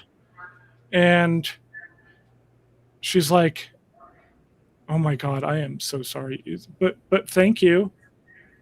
And I'm just sitting here like, I'm so glad that you're not losing your shit, because I ended up having this conversation with your kid that I did not want to have. Right. Like, yeah. When a girl turns a certain age, now you're a woman. It's time for you to have that conversation. Or you just show them a YouTube video. Like, take the phone in the bathroom and it'll show you what to do. Ask Alexa. Ask Siri. Oh yeah, that's a good plan. You know what, kid? I don't know how to talk about this. Ask ChatGPT. God, that would be even worse. Oh God, that could be hilariously bad. Is what that could be. Just call it ambulance. Right? Oh man, fucking like 3 cops show up with 2 EMTs, gloves on. I don't know. She's bleeding. I had a friend in school. That's her mom. Her mom had died. That's actually what her dad did. It was scarring. Yeah. Did he call the EMTs to explain it to her, or did he call them because he thought she was? And okay, hold on. A lot of questions. Hold on. A lot of questions. He like my wife and I are celebrating our 19th anniversary in a couple of months here. And I'm pretty sure I know how most of that stuff works at this point. Sure. We got 3 kids. I know how all these things happen, and the bits and pieces. This man was aware of the biology involved, right? I hope. Product of a different era. Well, and entirely possible. I Entirely don't know, possible. man, but I know she was mortified. Oh yeah. Harriman points out older women have dirtier minds and dirtier jokes than men will ever have. Oh yeah. Well, you think valid. locker room talk is bad? No. Boys' locker room talk is mostly boasting about things that they never did. The bad stuff is the knitting circle. True. He says, you know that puberty thing they mentioned in health class but glossed over? Yeah. Congratulations, you're having a puberty. I'm going to have my daughter give you instructions on that. You're having a puberty. You're having a puberty. You know, you know, I'm Dave, I'm going to mention that to my wife, and Dave, we're going to start that. using that. We're going to start using that phrase from now on. You're having There a you puberty. That's glorious. Here, drink some puberty. This will help you. Get some hair in the right places. Yeah. You know, this is why adults are allowed to buy alcohol. Yeah. There. The other day, my wife was like, "You should have a talk with your son before it happens." And I'm like, "What?" She's like, "Wet dreams." I'm like, "Do I really have to have that conversation with him?" She's like, "Well, I've heard that like it can be scarring if you have like a wet dream and you don't know what's going on." Look, I'm one of the horniest people alive. I had one in my entire life, and I knew exactly what I knew exactly what happened there. Like, okay, I'm like, no, I don't really want to have that conversation. Okay, I'm gonna have to revive a joke from an old episode. Do it. Why did the sperm cross the road? Because your adolescent son put on the wrong pair of socks this morning. Hey. Oh, gross. No, see, I call BS on that because you pull on a sock that crusty, you know what the problem is. Oh, not all kids are that self-aware. We had a friend in high school, and we'd go to his house sometimes, and Andres is smiling because he already knows what's coming. And we'd be in the room, and if like something spilled, we'd go to grab a towel and be like, "Oh no, don't touch that towel!" Like, oh God. So then, forever now, even 30 years later, if we're ever around, there's a towel, and we're like, "Has this person used that towel? Like, is it a clean towel? Is this safe? Is this a PG towel, or is this like is this an OnlyFans towel?" Andres, did you guys get health and welfare inspections occasionally in the military? Of course.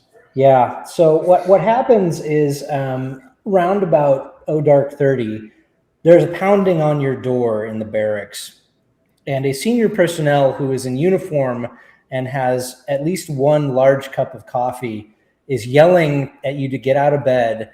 And everybody, all the guys who've been through this before, grab a pillow and they you sit down outside your room, one on one side of the door and one on the other side of the door, because you've got a roommate.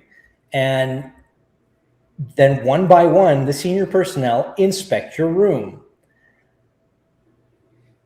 I hope you've been taking care of things appropriately, because that can get embarrassing as hell. Oh.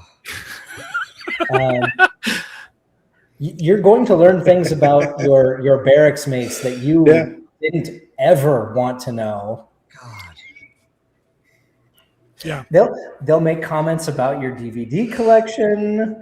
I mean, not so much anymore, but they'll make comments about whatever is lying around. They'll toss your room because you don't have a right to privacy in the military.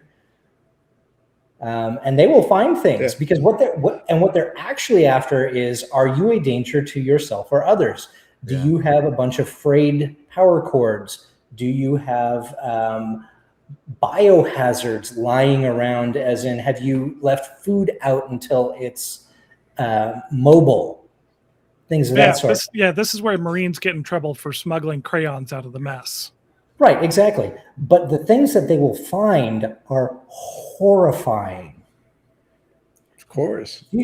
Dude, the first time I ever heard the phrase "pocket pussy" in the wild was, in fact, during a health and welfare inspection, and apparently that recliner had to be remanded to a fiery grave because it was disgusting. Oh God. Sailors are gross. Well, actually, you know what? Humans, dude. It's young men are gross. Young men are gross. Young women are also gross. Like biology is nasty. There's this. Do you guys ever listen to Scott Galloway? Yeah, occasionally. No. Right. So one of the things he says it resonated well. He's a little older than us, but he's like, instead of all these young boys watching porn, they need to make their own bad porn. Right? Like go out and do the stupid whatever gross shit in your late teens and your 20s, whatever, instead of watching it. Like that's what we all did. Like we're fucking gross. We're animals. Like it's okay. Don't lock yourself in a room alone, ashamed, doing whatever. I mean, like Bloodhound Gang got it right. Yeah. Yeah. But stuck with me. I thought that was such a great line. Like, don't watch bad porn, make bad porn. Like, don't make bad porn. And like, I am a big fan of certainly of not making choices that are going to lead to a lifetime of, shall we say, forced growth opportunities. Yeah. And equally, one of the things that I've told my kids is that we learn best by making mistakes. Yeah. Yep.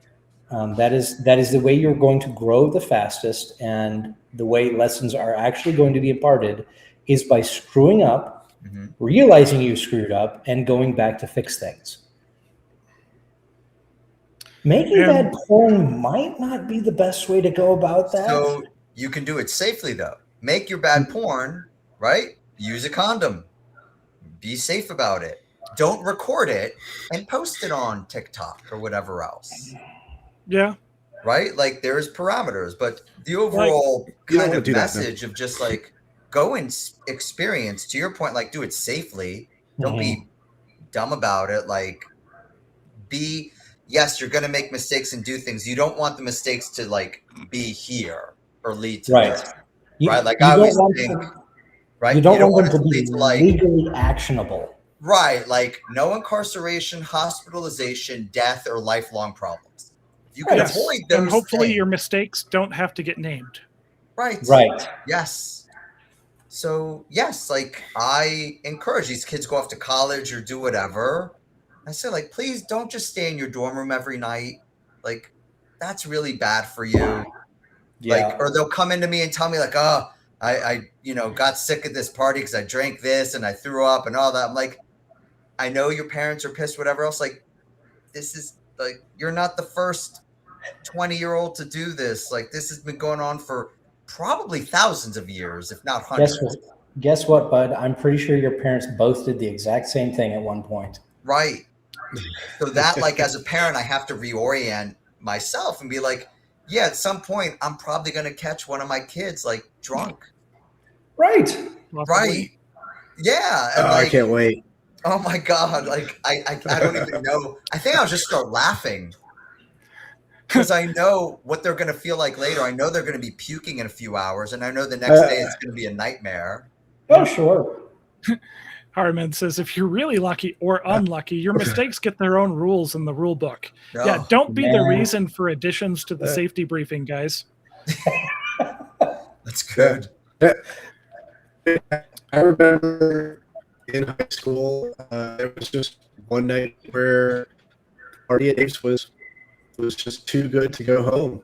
And I thought I could just pull it off, like just not going home. I was, 16, 17 maybe at tops.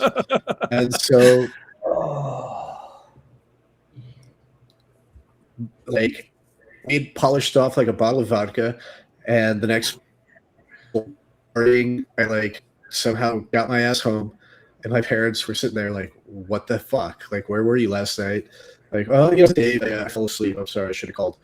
And they're like, okay, you need to go rake the yard and mow the yard after you finish raking. Oh, Like just Like, let us find the list of tasks that are going to be most uncomfortable with a hangover. Yeah, right? yeah. Like, look, I consider that to be natural consequences. Natural consequences. Yep. If you called and told me you were drunk and you were staying there because it was safer, I'd be like, all right, yeah, that we're gonna have a talk about that tomorrow. If you got a ride home in the wee hours, we'd have a talk right then. This is what I don't like, and this is one of the things my wife and I talk to our kids about, is what I don't like is the lack of communication. Yeah. Let me know what's going on so I'm not thinking the worst. Yeah. And so I can help if I Yeah. deem it appropriate. Yeah. Yeah, I mean, like, I have some passing familiarity with overindulgence. I mean, you were a sailor. And you've Happens. been to lots of sci-fi cons. I have been to lots of sci-fi cons. I've even stayed sober at some of them. Oh. It's We just because just you had had our your kids. SuperCon. We had SuperCon down here a few weeks ago. So not Sci-Fi Con, but for a few times I would go to them either to get like merch or stuff for friends, whatever else. Always a good time. I encourage others, like, again, like the kids that are like, oh, no one else likes this shit that I'm into. I'm like, really? Like, No, that's they not how have that works. conventions for No. it. Like, what are you talking about? People pay absurd amounts of money for the things that you're into.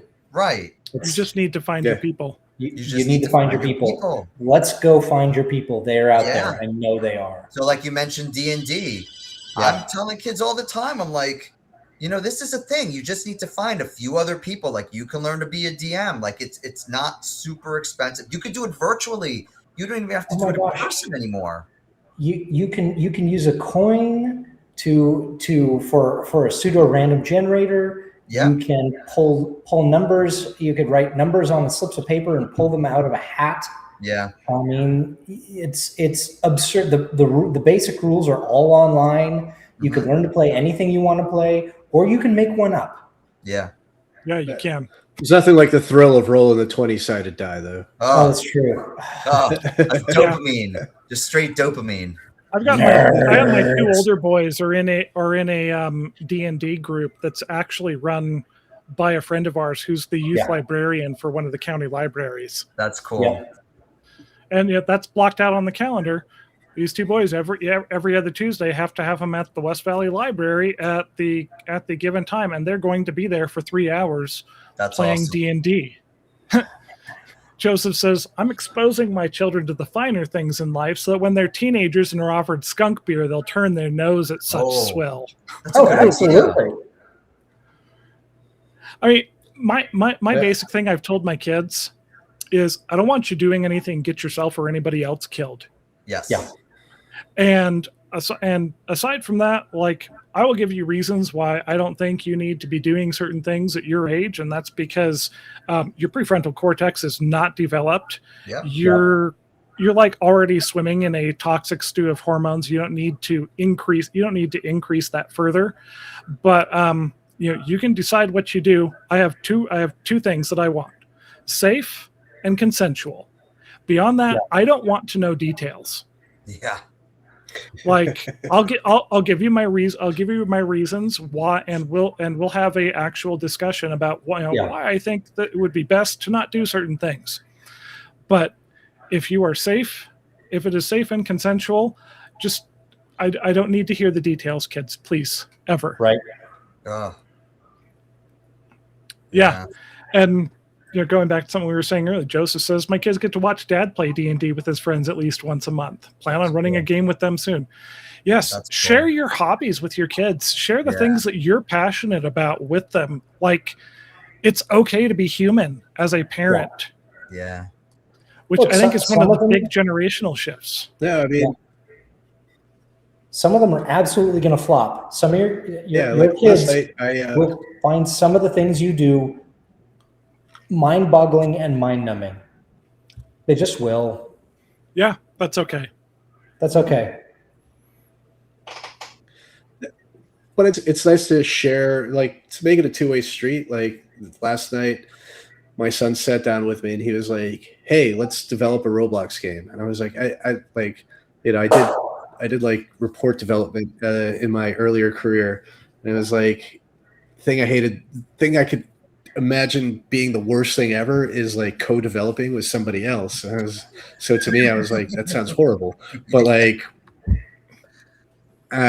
he's like, no, like you get the Roblox developer thing on your laptop, I'll do it on mine. And then, I was like, so what game are we building? He's like, I don't know. And we essentially developed Ghostbusters, but like it was fun. It was fun. Like, I could tell that like it meant a lot to him. And from my end, I was like, all right, like there's no skin off my ass. If I do these things with him, like then when like I sit him down, I'm like, hey, we're watching fucking He-Man tonight. They're not going to fight me on that. Okay. Because He-Man means nothing to them. He-Man is pronouns. Yeah. He's like, oh my God. That's great. I never thought of that. Okay, have any of you guys watched Masters of the Universe yet? The new one? That's what I'm saying. I made them watch it the other day. I haven't seen the new one. How was it? It was good, a lot longer than it should have been, but it was Jared Leto as Skeletor, fantastic. Okay. Oh, I didn't know they cast Jared Leto as. Okay, that works. Yeah, That's been on my list of things I'm going to make you guys sit down and watch with me, and at worst, we'll all be disappointed together. Oh my gosh. No. It's not this. If you liked He-Man as a kid, it's all there. All right. We do that with shows and movies with our kids. We made them sit and watch like Goonies with us. Oh yeah. We made them sit and watch. God, I don't remember like the whole kind of catalog. Like now it's time for Beetlejuice. Now it's time for Back to the Futures. Then it's like, to your point, like that kind of shared thing. It brings us back a little bit. Seeing them get excited. Oh, it's so much fun. I love that. Yeah, Back to the Future, my daughters found scarring because they're like, wait. His mom's trying to bang him. His mom's trying to bang him. Like, that's... Man, the 80s were so weird. That was just hilarious at the time. Yeah. Like, what the fuck? Sure. Okay. Another, like, kind of formative movie from childhood that I watch now, and you kind of go, oh, holy shit, was The Sandlot. The whole scene of drowning so he could kiss the lifeguard. Yeah. I mean, looking at that today, I'm like, that's sexual assault, shit, man. No, that is not okay. But you know what? When I was 15, that was funny as hell. Oh yeah. You can get away with that when you're 15. Yeah, you can do that. Those guys were just at the SuperCon 2 weeks ago down here. Nice. The whole cast. Oh that's wow. amazing. No way. Yeah. Even the Rocket? Not James Earl Jones. He was not there. That would be tough. That would be impressive. But yes, the Rocket was there, and no Dennis Leary. All the kids. Big timer. Yeah. But there. A few years ago, my kids were pissing me off one night, and so I was like, all right, we're going to sit down, we're going to watch a movie, and I made them watch The Never-Ending Story, because that movie will fuck kids up. At least it wasn't The Black Cauldron. God, man. No, but I mean, watching a horse slowly die of sadness while being sucked into the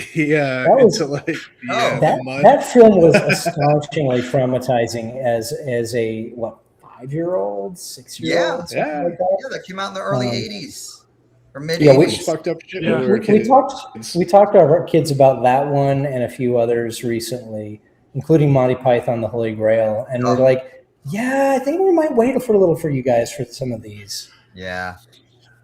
On the other hand, I think my youngest was like 7. We made him watch Holy Grail with us.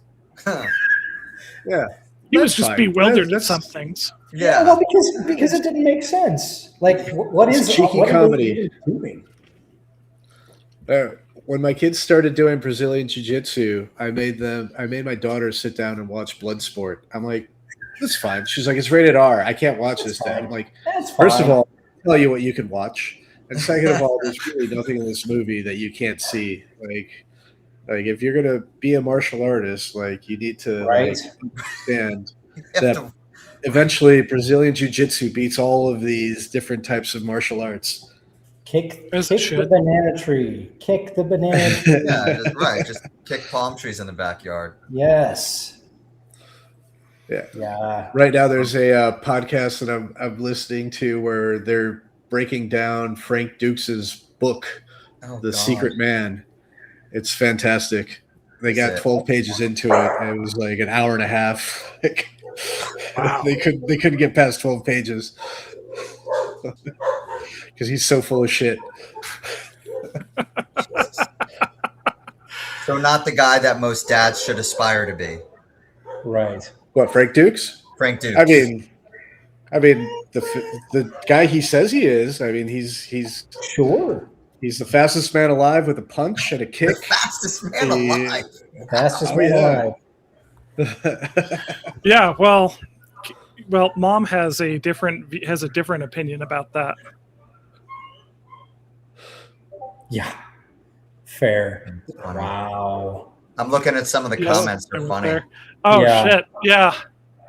Damn it. Got some good. Yep. And Joseph, by the way, writes fiction and screenplays. Yeah. Oh, cool. And he says, talk about Masters of the Universe. Don't get started. I could have been amazing. Quest for the Sword. I would have written so very differently. He says it's worth a watch, but it drags in the middle. I've heard that. Somebody told me it could be like 20 or 30 minutes shorter. Yeah, it could. Absolutely. Maybe it was you. Hardin says Revenge of the Nerds is worse than the Sandlot's fake drowning scene. Yes. Yeah. You just put on a Darth Vader mask and you could get away with anything.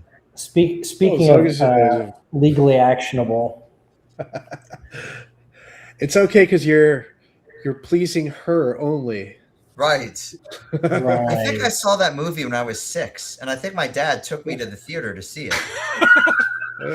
Like, speaking of dads, like, I don't think he understood, like, hey, you shouldn't take him to see Aliens. He's 8, and it's really violent, and your kid's kind of sensitive about stuff. I remember vividly ending up in the bathroom almost throwing up when Bishop got torn in half. Yeah. That's fair. Even though Bishop wasn't actually human. Oh, sorry. Sorry for anybody who hasn't seen the it. whole scene, it was so intense and it was like quiet. I remember vividly, and like ran to the bathroom like, oh my God, I'm going to be sick. Oh, yeah. Yeah. And it's just, man, that is. That's for a 40-year-old movie, but that's nowhere near as traumatic as The Clown in Poltergeist. Oh, sure. Because that hit home. Like Aliens, it was all in the space, whatever. Yeah. Like, you got ripped in half. Like I thought, okay, in the future, your blood is milk or whatever. But oh my gosh, Poltergeist was rated PG. Yeah, so was Jaws. PG-13. It was the first PG-13 movie. Poltergeist was PG. Was it? Wow. Yeah. At least according to IMDb, 1982, PG, 1 hour 54 minutes. There was a bunch back then where that's like different time, man. Right, like parents will say, "Oh, I was going to let my kid watch Jaws." I'm like, "He's 5. Like he won't go swimming for 5 years after that." Right? No, it's only a problem if you go swimming in Nantucket. Clearly. Right. Yeah. They don't care. Oh, I remember my parents were mortified because I had my wisdom teeth taken out at like 14. And this was back in the day when we were really free with painkillers. So they just gave you shit tons of Lortab with it. Like, we're going to give you movies to watch. And my dad was like, you're going to watch the first PG-13 movie it was ever made. I think it was called Dreamscape. Oh, my parents didn't realize that there was a whole sex scene in there that had tits out and everything in the very first PG-13 movie, and they were mortified.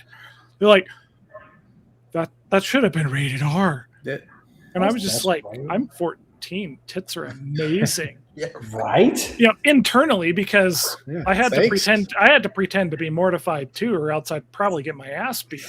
Right. Despite being on painkillers. Yes. Oh, trust me, I was still accountable for any weird shit I may have said. Before I forget, like I never got a chance, or Dre and I didn't, like, to just thank you for having this and hosting us and having us on. Like, Oh yeah. seriously, like one of the reasons we also started this, like, I'm more the networker. Like I said, like, I am aggressively friendly. Like, I will fucking find strangers on the street and bring them home. Like, I like connecting with people. I work with young people all day, so meeting people in my age group, I become like a fucking puppy with, like, at a dog park. I'm just running around like, oh, it's another person that likes the same stuff as me. Like, oh, this is fucking great. Yeah, I mean, one of the reasons we actually started this is, Dave transitioned to being stay-at-home dad, 6 years ago? Oh fuck no, dude. My wife and I sat down when she got stationed out in Hawaii, and I was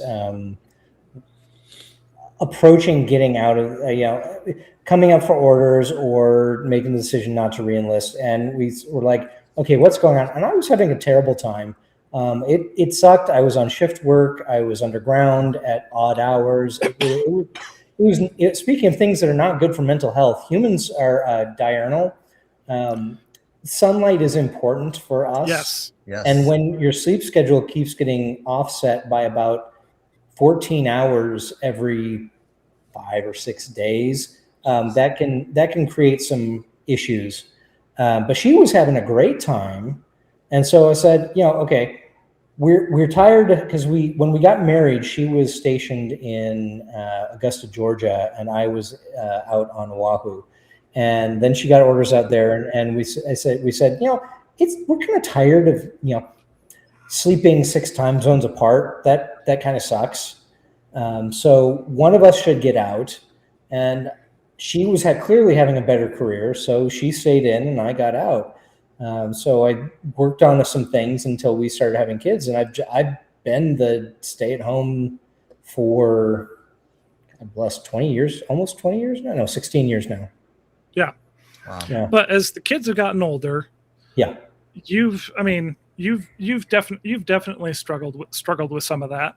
And a few years ago, when I left the corporate world because somebody needed to handle the kids, because nannies are expensive and awful. Yes. And my health stuff, I kind of went into that on the on this Sunday's Substack post. That I went and said, okay, I'm dropping out. My wife gets to focus on her career. I manage this stuff, and I can, I can do my thing. And there's a big shift in how you view yourself when you go from being the stereotypical provider to a different role. And one of the things I found was, when we started this other podcast last year, was I was going 6 to 8 weeks at a time sometimes without having a conversation longer than 3 minutes with an adult who wasn't my wife. Wow. Right. I was like, holy shit, this is not healthy. No. And that was one of the reasons I was like, Dave, we should do this, because then we have a scheduled, we have to sit down and we actually sit and talk with one of our friends, and we decide, well, what the hell? Let's actually, let's put in the work to try and grow this and maybe get a paycheck out of it someday, and try to build some community with other dads. But really, the initial thought was, I need to interact with more adults than my wife. I love her. She's like the best person ever, but she doesn't need to hear everything from my stream of consciousness from the day after she spent because she works inpatient psych. Yeah. After she spent the entire day dealing with suicidal teenagers. Right.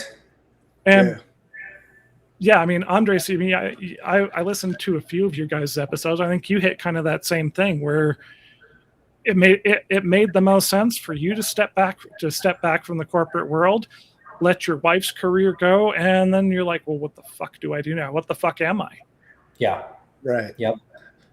And it sucks. It does suck to be kind of in that place. The phrase I use all the time is it's a very fine line between deadbeat and stay-at-home dad. Like, It is.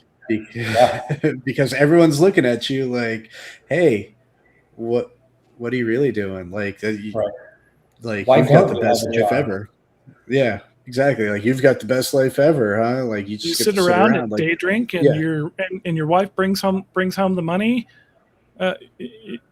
Well, I guess you actually did do that for a while, I did do that for a while Sure. until it turns out that but it you was can't a do that. bad thing with capital letters. Well, yeah. Right. And so, like, yeah, the last 3 years since I went into treatment, like, I've been pulling myself out of it, and like really, even like drinking is a mindful exercise now. It's like, okay, like, in reality, like, how much am I having? Like, when can I start? Like, when can I finish? Because I've still got to drive these kids around tomorrow. Like, I spend like half the day in the car, like going back and forth for places. It's like, And you absolutely do. yeah, Dude, there are days I drive 150 miles and I never leave the county. yeah, It happens some days. It's fucking crazy. It is. It's nuts. yeah. It's like tomorrow, my son's camp. Like, they're going out on a boat fishing. Fucking lucky bastard, Right? And so, like, but I got to be there. I have to have him, like, half an hour away by 7 a.m. It's like, fuck, like, this is, and my wife, God bless her, she's like, who's taking him? She actually asked, like, so who's taking him in the morning? I'm like, well, obviously me. Like, I'm taking him. Like, it's fine. Like, I'll get up, I'll make him breakfast, all that stuff. Yeah. But yeah, it is like, it's hard, and it's still like the stigmas are always there, and then Oh, hell like, yeah. and like, as now my kids are to the point where it's like, all right, we're kind of her career, like where she's at, she's got more flexibility now, and it's like, okay, great, like, I can go back to work. Do I still want to go back to what I was doing? Do I want to try something different? But also, now I've got like this giant gap in my fucking resume. And like, even though like I've got all the fucking resume bullets in the world, that gap at the end of it, like no one looks at me. Yeah. I mean, when I decided to retire, I was interviewing and then pulled myself out of the last stages of the process. I was interviewing for director of facilities for a prestigious cancer hospital. I would have had like 400 employees, been running 2.5 million square feet of space. Would have had to show up for executive bullshit and hobnobbing with donors, and I didn't really want to do that. It was also $200,000 a year job. Oh, come on, Brian. They wanted 70 hours a week. Yeah, I could totally see you dressing up in a tux and drinking cocktails with.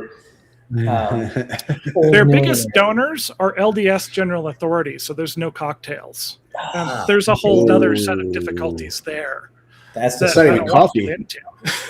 Yeah, but it's all $20 cookies and $80 pints of ice cream with gold leaf on them. Yeah, and dirty Dr. Pepper probably, or some other sugary bullshit. But that's where I was 4 years ago.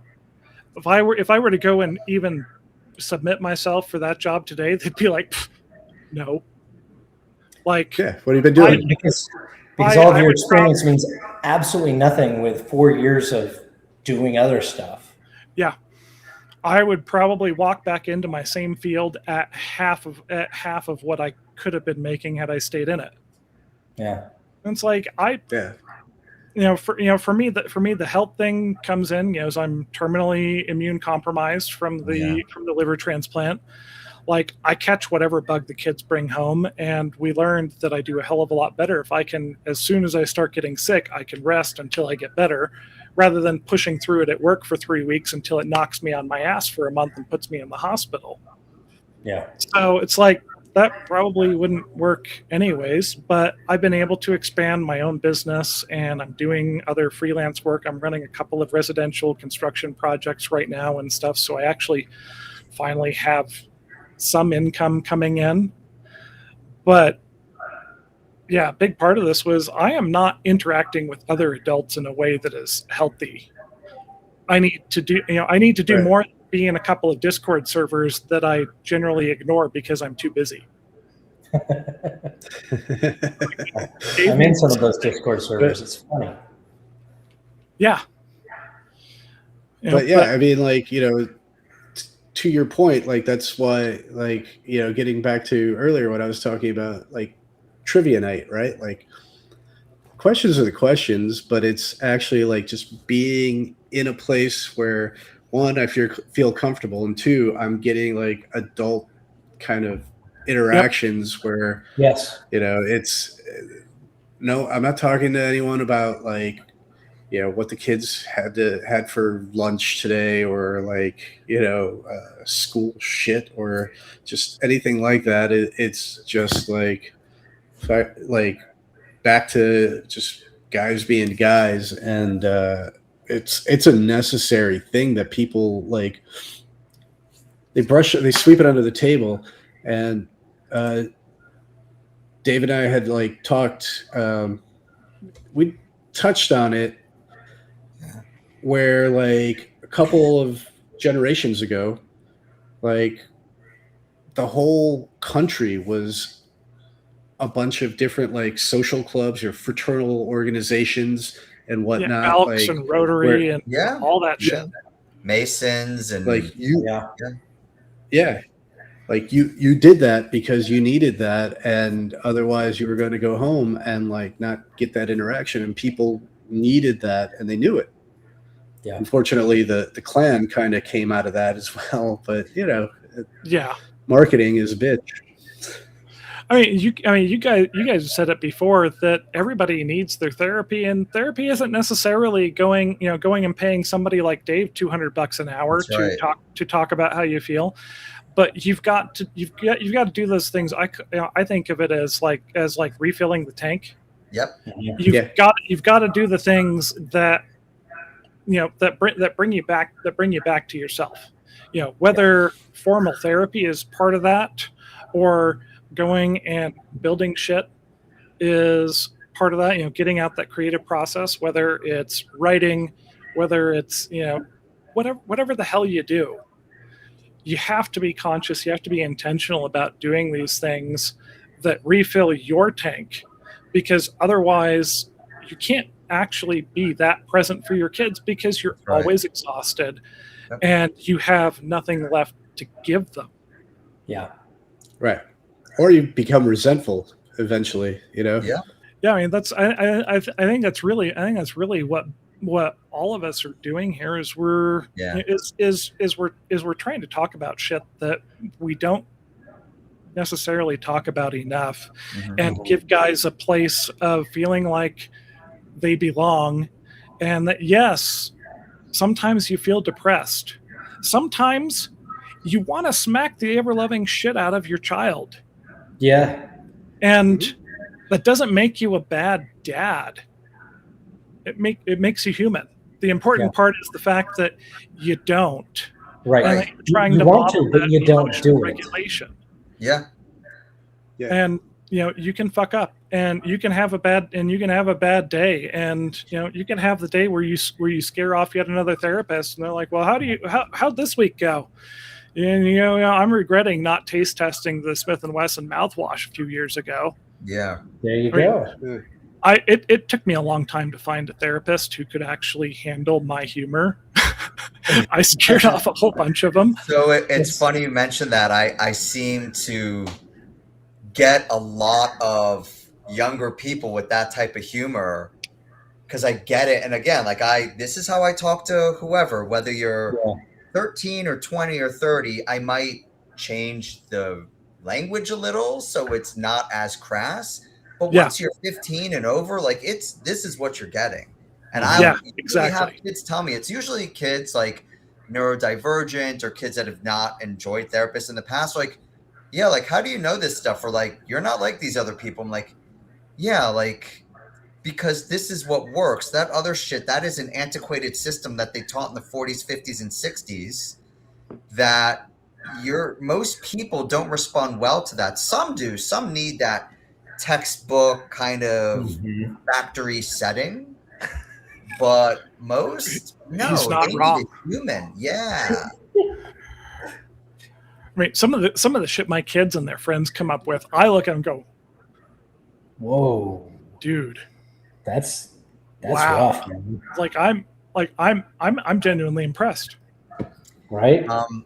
But on a different note, I'm going to dip a couple minutes early only because I have an early morning. It's funny. Andres mentions we do need to wrap this up. Let's wrap this up. We've been doing this a good length of time. We have to be up at like 5:30 tomorrow. Oh shit. Yeah. Pussy. Yeah. So let's wrap this up, guys. Go check out In the Garage with Dave and Andres. Do it. They're focused on your mental health and are a little more database because that's how Dave is. That's how my brain works. But for everybody who's joined us, we really appreciate you guys' participation. Make sure follow both shows on Substack, Instagram, etc. Give everybody a like and subscribe, and let us let us know if there is something that we can talk about that would be of a special help to you, because that's what we're trying to do. We're trying to build communities where it's okay to be human, and it's okay to fuck up, and it's okay to not be okay. And we want to, we want to help everybody work through that and become better through it. So, I never have this ready on time. Let me hit the disclaimer, we will shut this one down for tonight. And guys, seriously, thank you so much for joining us. Thanks for having us, man. Awesome. Thank you, guys. Well, let's do this again. Yeah, man. I'm 100% down. Okay. All right, that is it for tonight's episode. Thank you for joining us. Quick reminder, all opinions expressed here are solely those of the individual speakers, hosts, and guests alike, and do not represent the views of any affiliated person, organization, company, sponsor, or other entity. This show is provided for entertainment purposes only. Nothing discussed is professional advice of any kind. Always consult a qualified professional and use your own best judgment before acting on anything we've talked about. Again, thank you for joining us, and we'll catch you on the next episode.